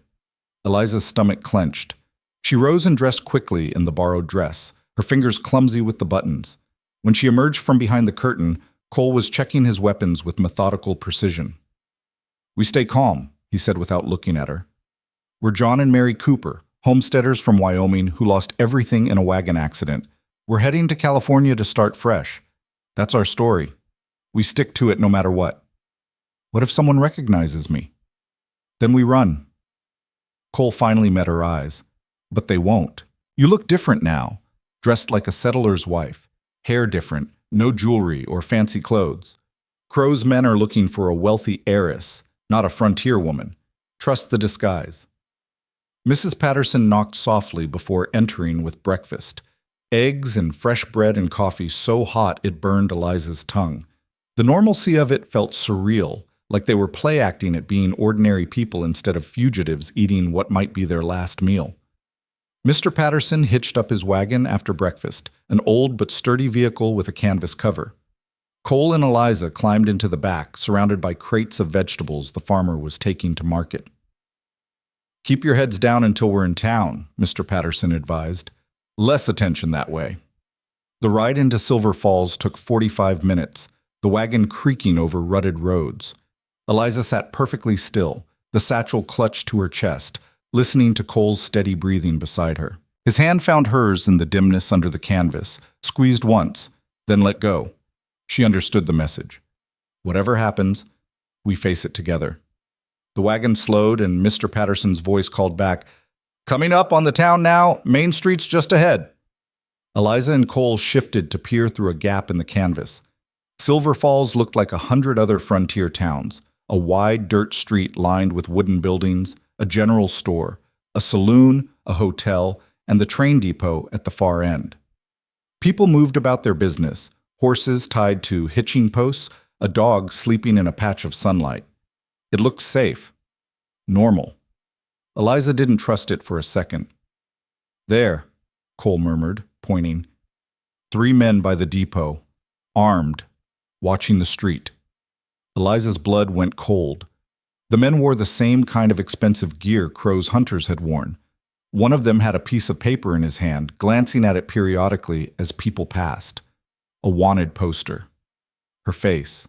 They're checking everyone boarding the train, she whispered. Cole's jaw tightened. Change of plans. We can't go straight to the depot. We need to find another way onto that train. Mr. Patterson pulled the wagon to a stop near the general store. Here you are, folks. Train leaves at 2 o'clock. You've got about 3 hours. Cole jumped down, then helped Eliza descend with careful courtesy, playing the attentive husband. Thank you kindly, Mr. Patterson. You've been a real help. The farmer tipped his hat and drove off toward the market square. The moment he was out of sight, Cole's demeanor changed, his eyes scanning the street with predatory focus. The hotel, he said quietly. We check in, Play the part of travelers waiting for the train. Use the time to figure out how to get past those guards. They walked toward the hotel with measured steps, Eliza's arm linked through Cole's. She forced herself to look relaxed, interested in the storefronts, just another settler's wife seeing the sights of a small town. Inside the hotel, a tired-looking clerk barely glanced at them as Cole signed the register. John Cooper and wife. 1 night. $2, the clerk said, sliding a key across the counter. Room 3, upstairs. Train station's 2 blocks that way if you're catching the afternoon run. Much obliged. Their room was small and plain with a single window overlooking the street. Cole immediately positioned himself there, watching the depot and the men guarding it. 3 hours, he muttered. 3 hours to figure out how to get you past armed guards looking specifically for you. Not just me, us. Eliza set the satchel on the bed. We're in this together, remember? Eliza, if it comes down to it, it won't. She joined him at the window. There has to be a way. We just need to think. They watched the street in silence. People came and went from the depot. Each one was stopped by the guards, questioned, sometimes searched. Women traveling alone or in pairs received extra scrutiny, the guards comparing faces to the poster they carried. They're thorough, Cole observed. Professional. These aren't random hired guns. Crow sent his best. What about the back of the depot? Could we sneak on that way? Probably guarded too. Crow would think of that. Cole's eyes narrowed. But maybe not the maintenance buildings. Trains need water, coal, repairs. There are usually service areas where workers load supplies. Less visible, less guarded. So we pose as workers. Maybe, Cole thought for a moment. Or we create a distraction. Something big enough to pull those guards away from their posts long enough for you to board. What kind of distraction? Before Cole could answer, a commotion erupted in the street below. Eliza pressed closer to the window to see. A wagon had overturned near the saloon, spilling crates across the road. Men rushed to help, and in the chaos, Eliza saw something that made her heart stop. The scarred man from the cabin, the leader of Crow's hunters. He was here, in Silver Falls. Talking to the guards at the depot, pointing in various directions, organizing a more thorough search of the town. Cole, she breathed. I see him. Cole's hand moved to his revolver. We need to leave, now. The train doesn't leave for 2 more hours. We're not waiting for the train. We're getting out of this town before they start going door to door. He was already moving, gathering their few possessions. Backstairs, quietly. They slipped out of the room and down the narrow back staircase that led to an alley behind the hotel. The alley was empty, but Eliza could hear voices from the main street, orders being shouted, the sound of multiple men organizing a systematic search. This way, Cole said, leading her deeper into the maze of alleys and side streets that formed Silver Falls' back passages. They moved quickly but carefully, staying out of sight. Twice they had to duck into shadowed doorways as groups of armed men passed. The net was tightening again, just like in the wilderness. Crow's forces were everywhere, coordinated, determined. The livery stable, Cole said suddenly. If we can steal horses, we might make it out before they seal off the roads. But when they reached the stable, they found it already guarded. 2 men with rifles stood watch, clearly positioned to prevent exactly what Cole had planned. Damn it, Cole muttered. He's thought of everything. They retreated further into the alleys, their options dwindling. Eliza's mind raced, searching for a solution, finding nothing. They were trapped in a town crawling with hunters, with no way out and no time to plan. Then she heard it. A woman's voice, sharp with anger. I don't care what your orders are. I'm a citizen of this territory, and I have rights. You have no authority to search my carriage without a warrant. Eliza and Cole peered around a corner. A well-dressed woman stood beside an elegant carriage, facing down 3 of Crow's men. She was perhaps 50, with silver hair and the kind of imperious bearing that came from a lifetime of being obeyed. Ma'am, we're just trying to keep everyone safe, one of the hunters said, his tone placating.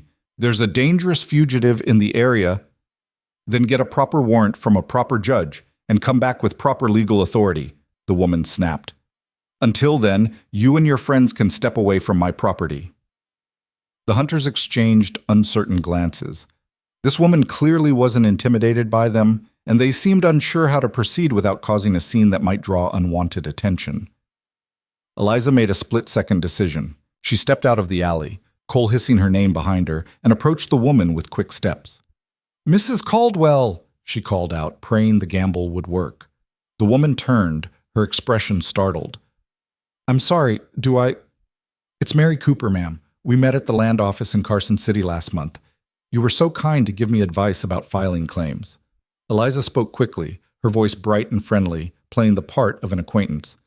"I'm so glad to see you again." Understanding flickered across the woman's face. She was sharp, this one. Sharp enough to recognize a woman in trouble, and apparently generous enough to help. "Oh, yes, of course. Mrs. Cooper." The woman's voice warmed. "How lovely to see you again. Are you traveling through Silver Falls?" "My husband and I were hoping to catch the afternoon train, but there seems to be some confusion at the depot." Eliza gestured vaguely toward the guards. "Something about a fugitive search?" "Ridiculous business," the woman said firmly. She looked at the hunters with cold authority. "These men seem to think they can harass respectable citizens without legal justification. I was just explaining the concept of due process to them." One of the hunters stepped forward. "Ma'am, we still need to— You need to leave. Now." The woman's voice could have cut glass. "Before I send word to my husband, who happens to be Judge Caldwell of the Territorial Circuit Court, about how his wife was accosted by armed thugs with no legal standing." The hunter's face paled slightly. Apparently even Crow's men knew better than to antagonize a judge's wife. "No disrespect intended, Mrs. Caldwell," he said, backing away. "We're just doing our job." "Then do it somewhere else." The hunters retreated, though Eliza could see them watching from a distance. Mrs. Caldwell turned to her with assessing eyes. "You're in trouble," she said quietly. "Real trouble, if I'm reading this situation correctly." Eliza hesitated, then nodded. "Yes, ma'am." "And your husband?" Mrs. Caldwell's gaze flicked to Cole, who had emerged from the alley and now stood protectively beside Eliza. "Also in trouble. Through no fault of his own." Mrs. Caldwell studied them both for a long moment. Then she said, "Get in the carriage." "Ma'am, we can't ask you to—" "You're not asking, I'm offering, and I don't make offers twice." She opened the carriage door herself. "My driver will take you where you need to go. Those men won't dare stop us, not after I've made it clear what I think of their methods." Eliza looked at Cole. He was clearly torn between suspicion and desperate hope. Finally, he nodded.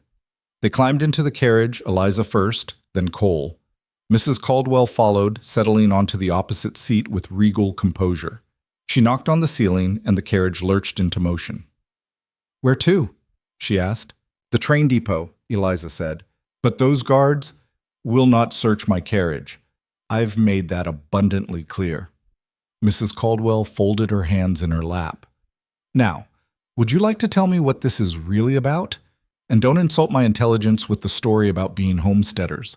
I've lived on the frontier for 30 years. I know desperation when I see it." Eliza and Cole exchanged glances. Then Eliza made another gamble. "My name is Eliza Hart. My father was William Hart, the industrialist from Chicago. When he died, a man named Victor Crow was appointed as my guardian. He's been stealing my inheritance and trying to force me into marriage. When I refused and found evidence of his crimes, he sent men to kill me." She pulled the satchel onto her lap. "I have proof, ledgers showing he's done this to 12 women. 3 of them are dead. I was trying to reach federal authorities in Carson City, but Crow's men are everywhere." Mrs. Caldwell's expression didn't change, but her eyes hardened. "Victor Crow. I've heard of him. My husband mentioned his name once in connection with some questionable guardianship appointments." She looked at Eliza directly. "You're telling me the truth?" "Every word." "And you?" Mrs. Caldwell turned to Cole. "Who are you in all this?" "Cole Maddox. I'm nobody. Just someone who decided to help when she came to my door." His voice was steady. "Everything she said is true.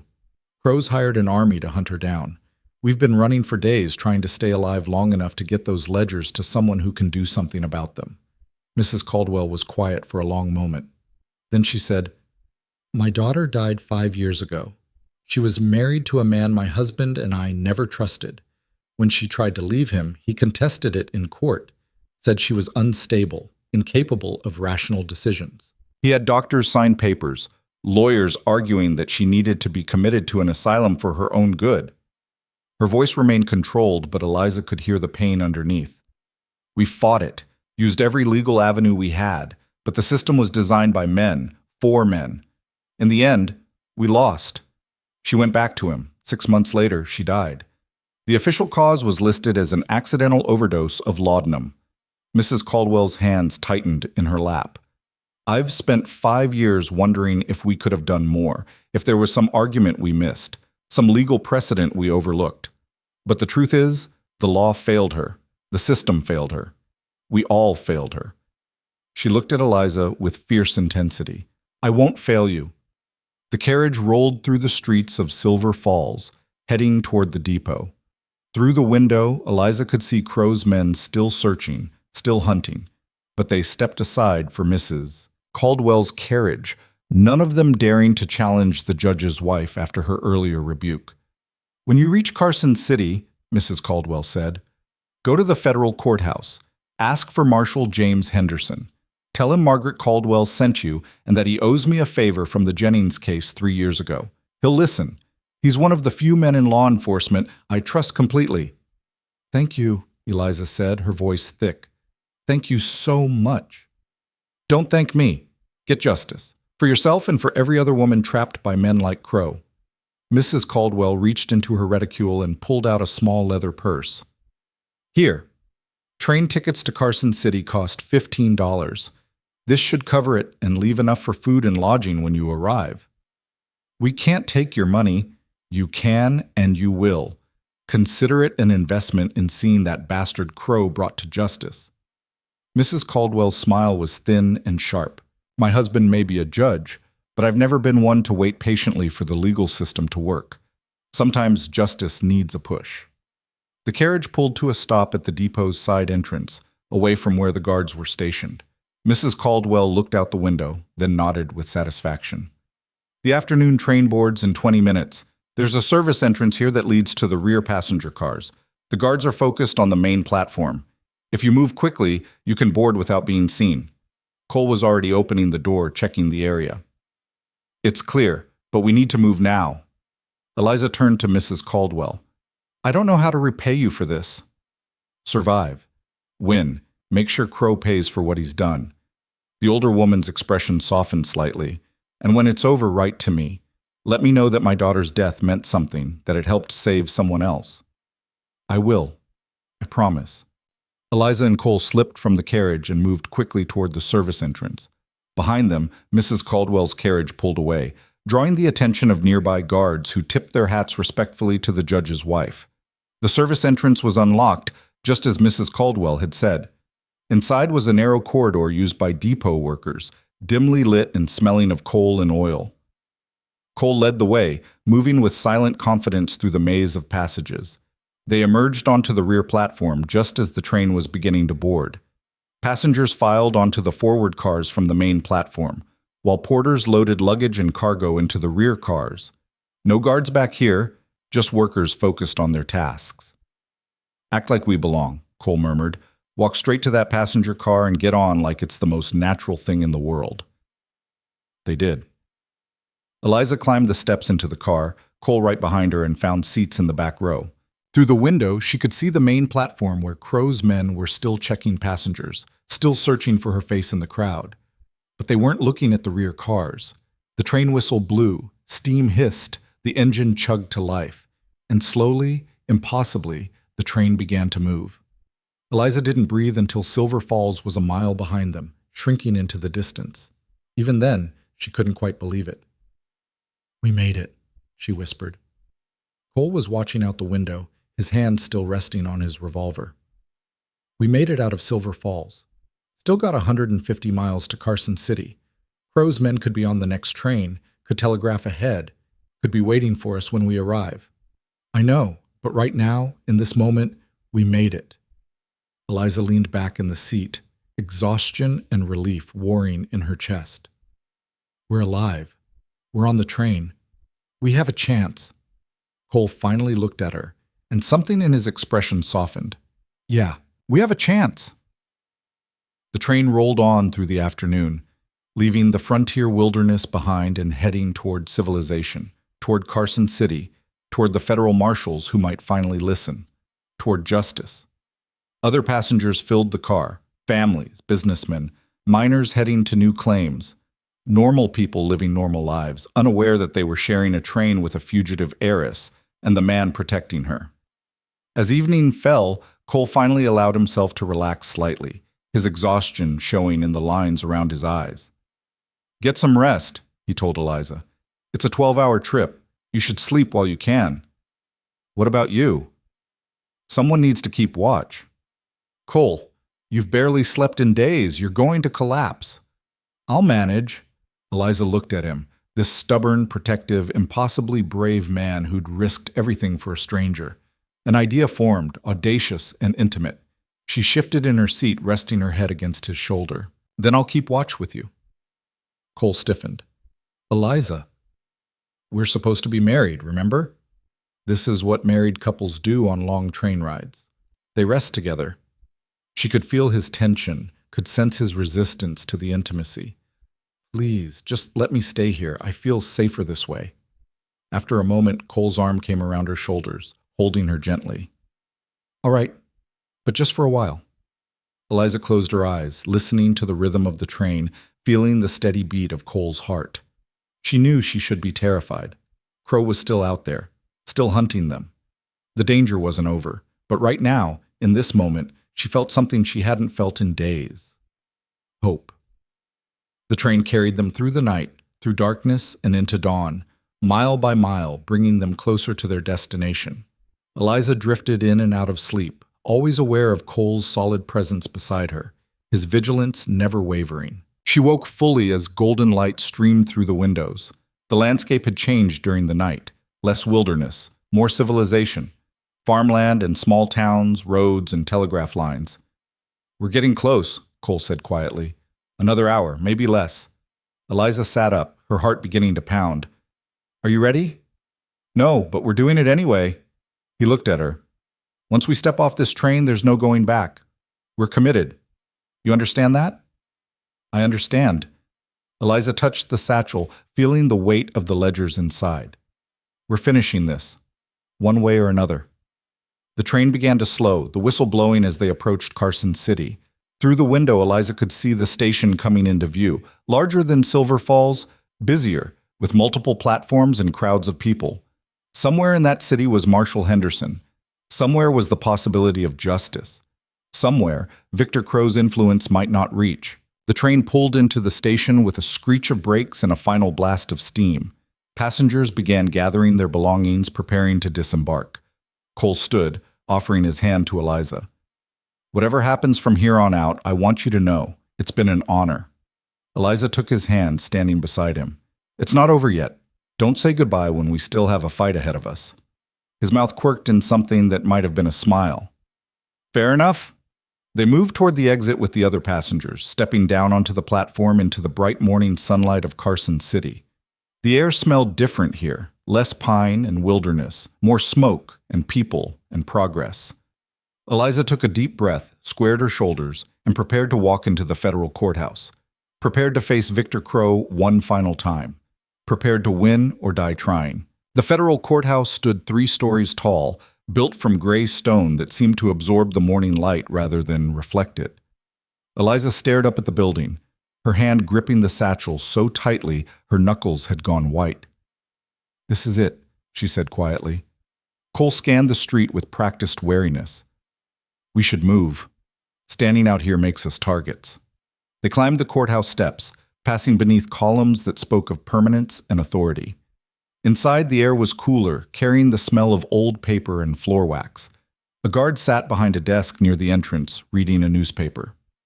Help you folks? He asked without looking up. We need to see Marshal James Henderson, Eliza said, her voice steadier than she felt. It's urgent. Marshal's busy. You can leave a message. Tell him Margaret Caldwell sent us, about the Jennings case. The guard's head snapped up at that. He studied them with new interest, taking in their worn travel clothes and exhausted faces. Wait here. He disappeared through a door marked Federal Marshal's Office. Eliza and Cole stood in the hallway, every second stretching into eternity. Footsteps echoed somewhere above them. A clock ticked on the wall. Then the door opened again, and a man emerged. He was perhaps 45, with graying hair and the kind of weathered face that came from years of hard living. But his eyes were sharp and intelligent, missing nothing as they swept over Eliza and Cole. "I'm Marshal Henderson," he said. "The guard says Margaret Caldwell sent you?" "Yes, sir." Eliza stepped forward. "My name is Eliza Hart. I have evidence of crimes spanning multiple territories: fraud, theft, corruption, and murder. Mrs. Caldwell said you were someone who could be trusted with this information." Henderson's expression didn't change, but something shifted in his posture. "Come with me." He led them through the door and down a corridor to a small office. The room was spartanly furnished: a desk, 3 chairs, shelves lined with law books and case files. Henderson closed the door and gestured for them to sit. "Start from the beginning," he said. "Leave nothing out." Eliza told him everything: her father's death, Crow's appointment as guardian, the systematic theft of her inheritance. She told him about the other women, about the 3 deaths, about the ledgers she'd found, about running for her life and the army of mercenaries Crow had hired to hunt her down. Cole added details about the attacks, the gunfights, the bodies they'd left scattered across the wilderness. His voice remained calm and factual, a man reporting events rather than justifying them. Through it all, Henderson listened without interrupting, his face unreadable. When they finished, he sat back in his chair and was silent for a long moment. "Do you have proof of these allegations?" he asked finally. Eliza opened the satchel and pulled out the ledgers, setting them on the desk. Henderson opened the first one, his eyes scanning the pages with the practiced efficiency of someone who knew how to read financial documents. Minutes passed. He moved through the ledgers methodically, occasionally making notes on a pad of paper. Finally, he looked up. "These are damning," he said quietly. "If they're authentic, they show a pattern of systematic fraud across at least 7 territories. That makes it federal jurisdiction." "They're authentic," Eliza said. "I took them from Crow's personal study. They're in his handwriting. His signature is on half the documents." Henderson nodded slowly. "The problem is getting them admitted as evidence. Crow will argue they were stolen, that they're inadmissible. He'll have expensive lawyers making those arguments." "So what do we do?" Cole asked. "We build a case so overwhelming that the evidence becomes secondary." Henderson stood, moving to a filing cabinet and pulling out a folder. "Crow is an unknown to federal authorities. We've had our eye on him for 2 years, but we could never get enough evidence to move forward. Victims were too scared to testify. Records were too well hidden. But if we can get even a few of these women to come forward—" "They won't," Eliza said flatly. "I know them. They're terrified. Crow has broken them so thoroughly that they won't risk speaking out." "Then we find another way." Henderson returned to his desk. "The 3 deaths you mentioned, Rebecca Foster, Josephine Carr, Victoria Ashford. If we can prove even one of those was murder instead of accident, we can bring charges that bypass the guardianship fraud entirely." "How?" Eliza leaned forward. "The inquests all ruled them accidents. The cases are closed." "Cases can be reopened with new evidence." Henderson's eyes were sharp. "You said Victoria Ashford supposedly drowned after drinking, but she'd taken a temperance pledge. That's a starting point. If we can find witnesses who can testify to her character, doctors who can review the autopsy report, maybe find inconsistencies." "That could take weeks," Cole interjected. "Crow knows Eliza's in Carson City by now. He'll be coming with everything he has." "Then we work fast." Henderson looked at them both. "I'm going to need you to stay in Carson City while we build this case. Somewhere safe, somewhere Crow can't reach you." "There's nowhere safe from Crow," Eliza said. "He has unlimited resources and no morals. He'll burn this whole city down if that's what it takes to get to me." "Not if we move first." Henderson stood again, this time moving to the window. "I'm going to file federal charges based on these ledgers. That'll freeze Crow's assets while we investigate, make it harder for him to hire more mercenaries. Then I'm going to request a federal warrant for his arrest on suspicion of fraud and racketeering. It won't stick permanently without more evidence, but it'll bring him here to answer questions." "You're going to arrest him?" Eliza's voice cracked slightly. "Just like that?" just like that. Henderson turned back to face them. He'll bring lawyers. He'll fight it. But he'll have to come here to do it, and when he does, we'll have him in federal custody where we can control the situation. No more hiding behind intermediaries and hired guns. Cole shook his head. He won't come quietly. He'll know it's a trap. Probably. But he won't have a choice. If he refuses a federal summons, he's automatically guilty. His entire empire is built on the illusion of legitimacy. He can't afford to look like he's running from the law. Henderson's smile was thin. We're going to use his own pride against him. The door burst open without warning. 3 men rushed in, and Eliza's heart stopped as she recognized one of them. The scarred man from Silver Falls, from the cabin, from every nightmare of the past week. But he wasn't aiming his gun at her. He was aiming at Marshal Henderson. Federal Marshal, you're under arrest for harboring a fugitive and interfering with a lawful guardianship, the scarred man said, his voice dripping with false authority. Henderson didn't move. On whose authority? Territorial warrant signed by Judge Morrison. The scarred man pulled a document from his coat. Eliza Hart is a ward of the court, legally incompetent to manage her own affairs. Victor Crow is her appointed guardian. You're interfering with his legal rights. That warrant's worthless, Henderson said calmly. This is federal property. Territorial courts have no jurisdiction here. The judge says different. Then the judge is wrong. Henderson's hand moved slowly toward his own weapon. Put down your guns and leave. Now. The scarred man smiled. We're not leaving without the girl. What happened next occurred in the space of a heartbeat. Cole drew and fired, his movement so fast it seemed inhuman. The scarred man's gun flew from his hand, blood blooming on his wrist. The other 2 men spun toward Cole, raising their weapons. Henderson fired twice, dropping both men before they could get a shot off. The scarred man stumbled backward, clutching his wounded hand, his face twisted with rage and pain.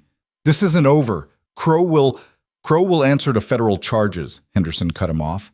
He moved forward, kicking the fallen weapons away from the injured men. And you 3 just assaulted a federal officer on federal property. That's 20 years minimum. He pulled out handcuffs, securing the scarred man first, then the other 2 who were groaning on the floor with bullets in their shoulders. More marshals appeared in the doorway, drawn by the gunfire. Take them to the cells, Henderson ordered. Get a doctor for the wounded ones, and send a telegram to Judge Morrison telling him his warrant just landed 3 men in federal prison.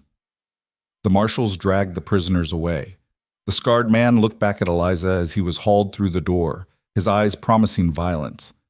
She met his gaze without flinching. She'd been afraid of men like him for too long. She was done being afraid. Henderson holstered his weapon and turned back to them as if nothing had happened. You 2 all right? Fine, Cole said, already reloading his revolver. Eliza found her voice. That warrant, if Judge Morrison signed it, does that mean Crow's influence reaches the territorial courts? Morrison's known for being flexible with the law when properly incentivized. Henderson's expression was grim. Which is exactly why we're keeping this in federal hands. No territorial judges, no local law enforcement that Crow might have bought. Just federal marshals and federal courts. But if he can get judges to sign warrants, then we move faster than he can corrupt the system. Henderson pulled out his pocket watch. It's 9 in the morning. I'm filing charges within the hour, requesting the arrest warrant by noon. With luck, we'll have Crow in custody by tomorrow evening. That's not enough time to build a case, Eliza protested. It's enough time to hold him while we build one. Once he's in federal custody, the clock starts ticking. We have 30 days to bring him to trial or release him.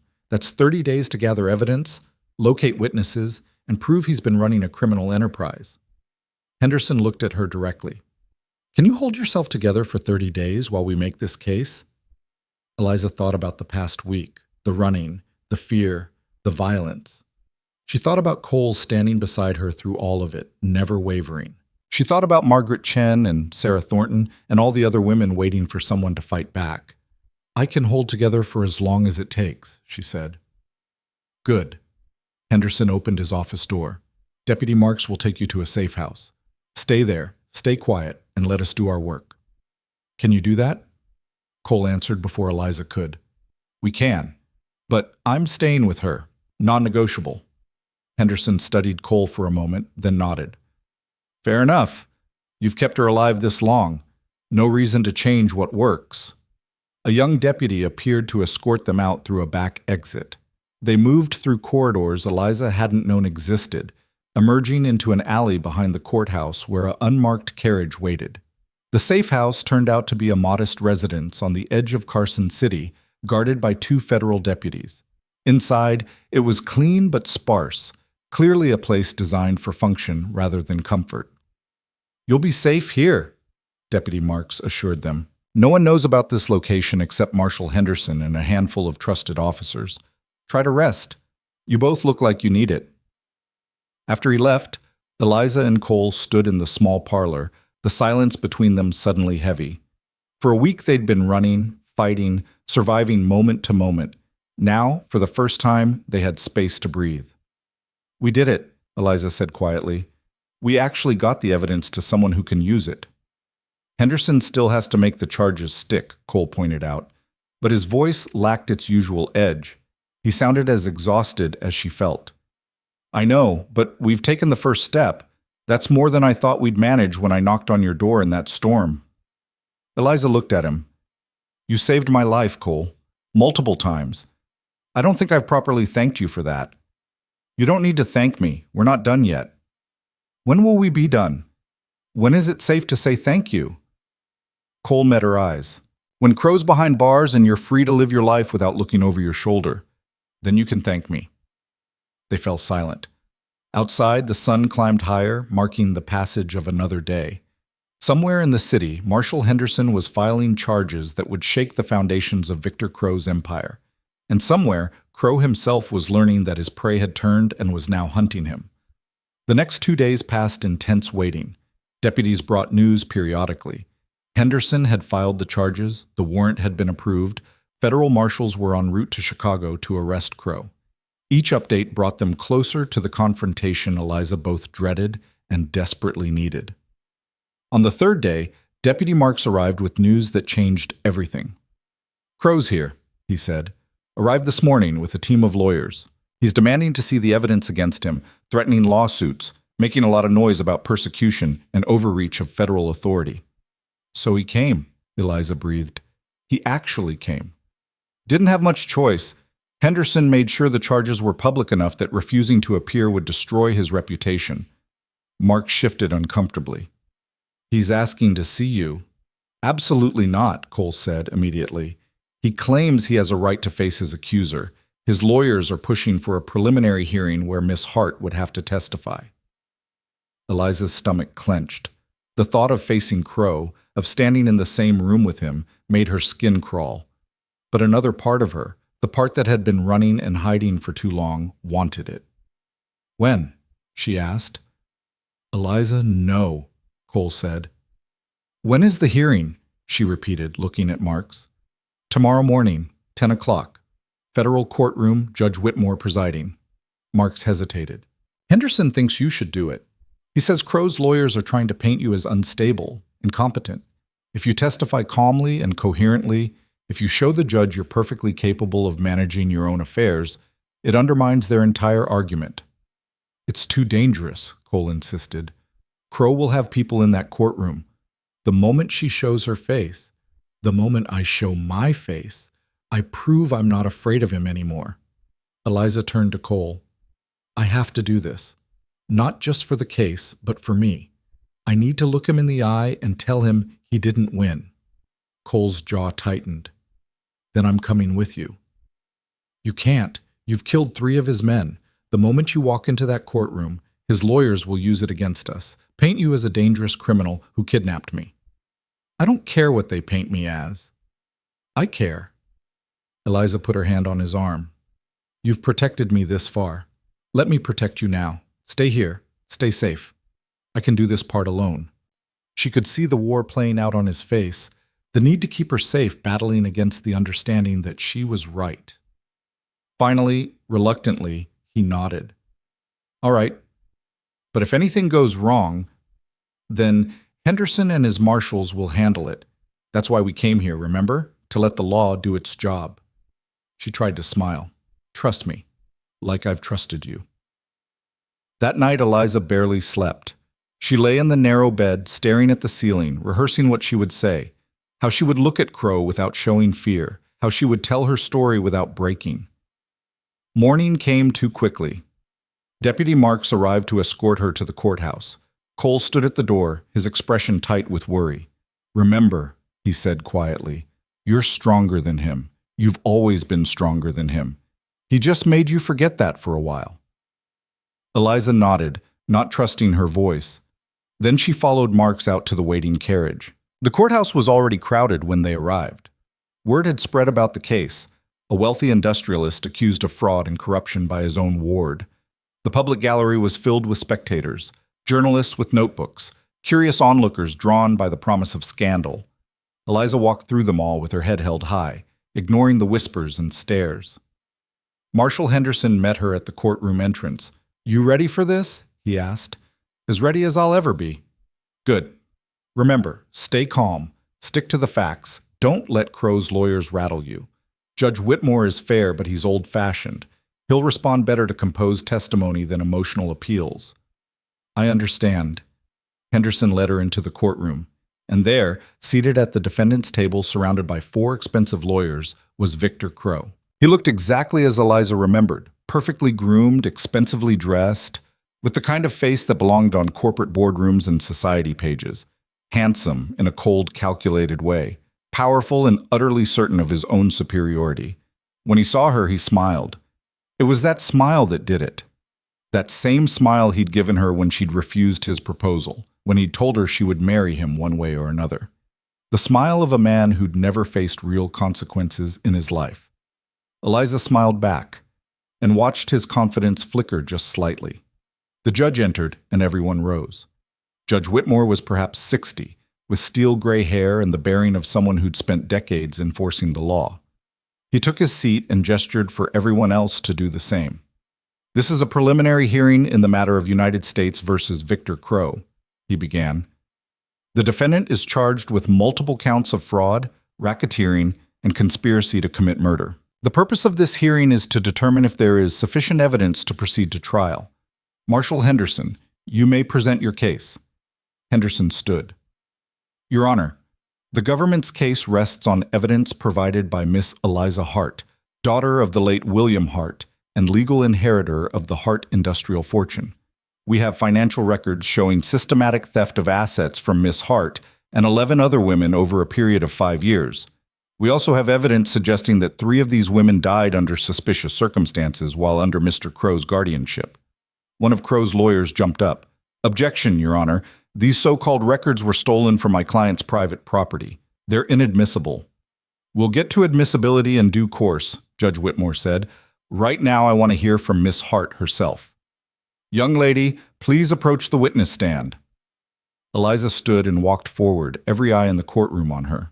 She placed her hand on the Bible, swore to tell the truth, and sat down. Judge Whitmore looked at her over his glasses. "Miss Hart, you understand that you are accusing a prominent businessman of serious crimes?" "Yes, Your Honor." "And you understand that making false accusations is itself a crime?" "I do. Which is why I'm grateful I'm telling the truth." A murmur ran through the courtroom. The judge's mouth twitched slightly, approval or amusement, Eliza couldn't tell. "Tell me in your own words what happened," he said. So Eliza did. She told him about her father's death, about Crow's appointment as guardian, about the systematic looting of her inheritance. She told him about the forced engagement, about discovering the ledgers, about the other women trapped in the same system. She spoke clearly and calmly, her voice never wavering. And with every word, she watched Crow's facade crack a little more. When she mentioned Victoria Ashford's death, one of Crow's lawyers objected. "Your Honor, this is pure speculation. The inquest clearly ruled it an accident." "I'm not finished," Eliza said, looking directly at the lawyer. "Victoria Ashford was my friend. She wrote to me 2 weeks before her death. In that letter, she said she'd discovered irregularities in her accounts and was planning to confront Mr. Crow. She said if anything happened to her, it wouldn't be an accident." "Do you have this letter?" the judge asked. "No, Your Honor. It was in my room at Crow's house. When I fled, I couldn't take it with me." Eliza paused. "But I know someone who does, Victoria's sister, Catherine Ashford. She has copies of all Victoria's correspondence, including letters Victoria sent her describing Crow's threats. Henderson was on his feet immediately. Your Honor, we request a continuance to locate and depose Catherine Ashford. Objection! Crow's lead lawyer practically shouted. This is a fishing expedition. Miss Hart is clearly unstable. I'm not unstable, Eliza cut him off, her voice sharp. I'm angry. There's a difference. I'm angry that a man like Victor Crow can steal from women, threaten them, possibly murder them, and face no consequences because the system protects men like him.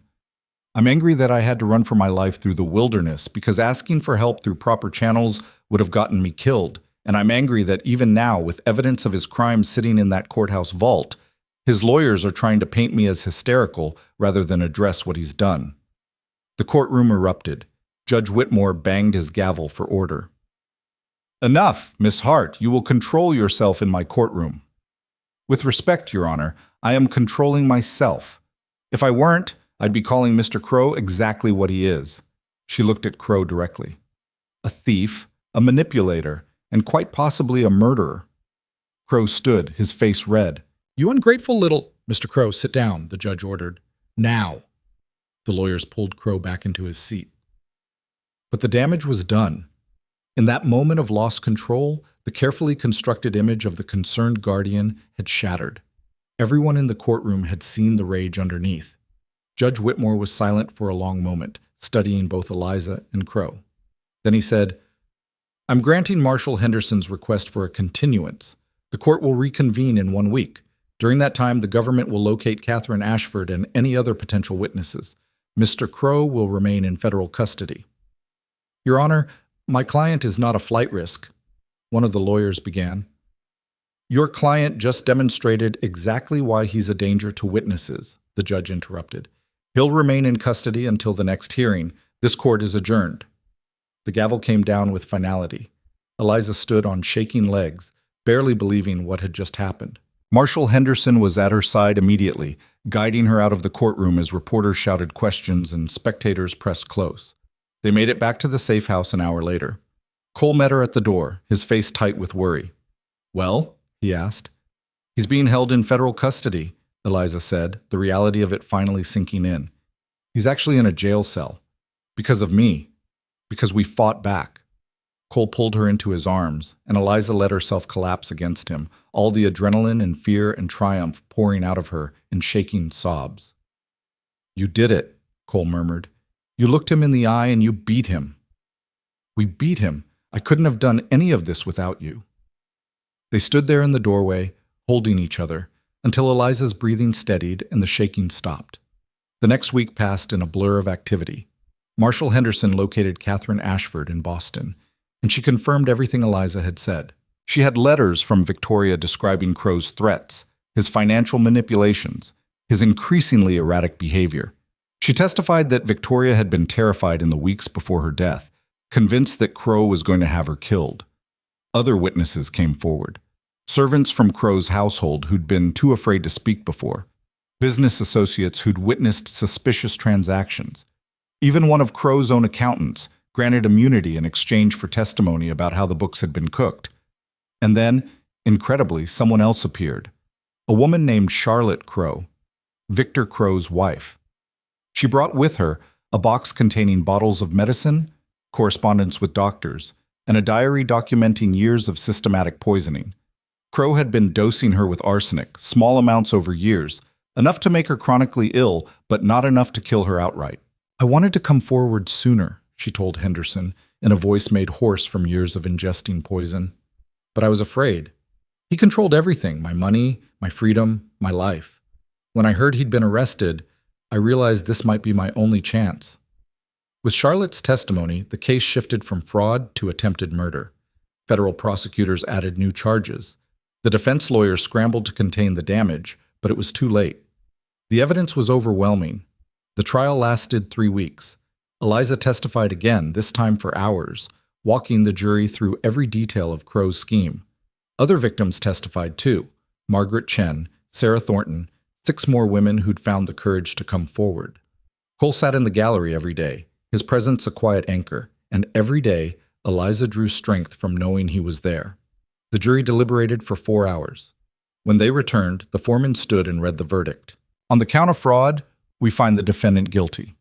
On the count of racketeering, we find the defendant guilty. On the count of conspiracy to commit murder, we find the defendant guilty. On the count of attempted murder of Charlotte Crow, we find the defendant guilty. The courtroom erupted. Crow's lawyers shouted for an appeal. Charlotte Crow wept. And Eliza just sat there, watching as federal marshals led Victor Crow away in chains. He looked at her as they passed. No smile this time, just hatred and disbelief that he'd actually lost.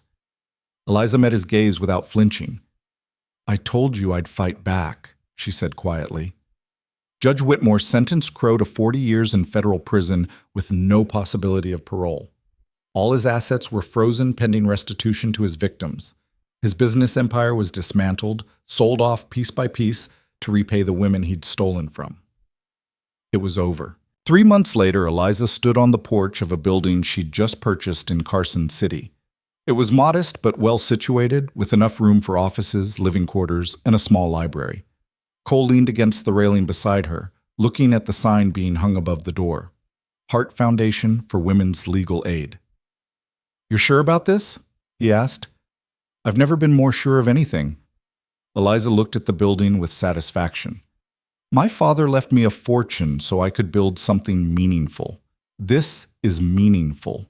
Legal representation for women trapped in guardianships, marriages, and court systems designed to exploit them. A place where they can get help without being dismissed or silenced. And you're going to run it yourself?" "With help. Catherine Ashford is coming to work as our case manager. Charlotte Crow is funding a second location in Chicago. Margaret Chen is training to be a legal advocate." Eliza smiled. "We're building something that'll outlast all of us. Something that'll make sure what Crow did can't happen to anyone else." Cole was quiet for a moment. Then he said, "I'm proud of you. Your father would be too." "I hope so." Eliza turned to look at him. "And what about you? What are you going to do now that you don't have to protect me anymore?" Cole had been offered a position as the foundation's security director, but he'd asked for time to think about it.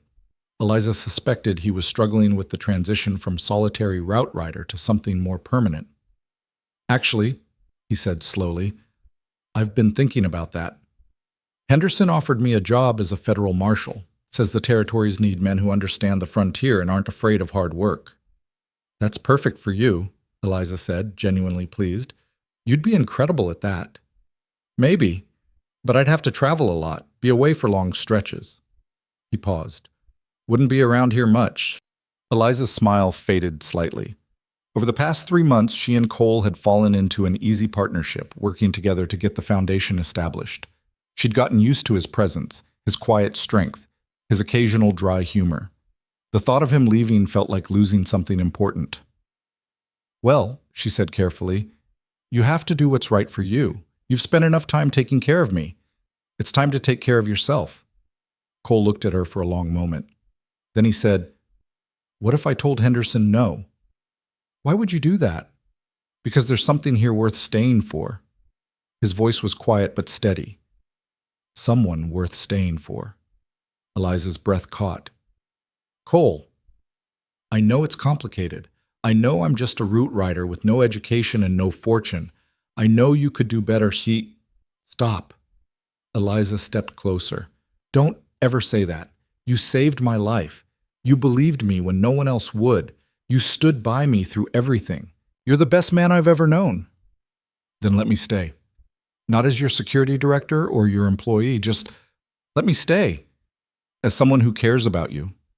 As someone who wants to see what we could build together." Eliza looked at him, this strong, stubborn, impossibly brave man who'd changed her entire life. "You really want to give up being a marshal for me?" "I want to give up being alone.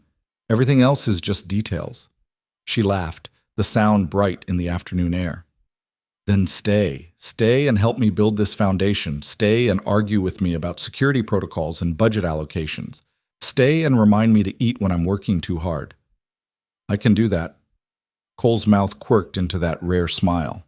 "One condition." "What?" "Stop thanking me. We agreed you'd wait until everything was over. Well, everything's over. Crow's in prison. You're free. The foundation's launching. So stop thanking me and just be here with me. Eliza reached for his hand, lacing her fingers through his. Deal. They stood there on the porch as workers finished hanging the sign as the afternoon sun painted everything gold. Around them, Carson City bustled with life, people going about their business, building their futures, living without fear. Somewhere in a federal prison, Victor Crow sat in a cell, his empire destroyed, his crimes exposed, his victims finally free. And here, on this porch, Eliza Hart stood beside the man who taught her to fight back, ready to build something that would make sure women like her would never be victims again. The frontier had been hard and brutal and unforgiving, but it had also taught her that she was harder, more resilient, more capable than she'd ever imagined. She'd stopped running from fear and started fighting for her life. And in the end, that had made all the difference.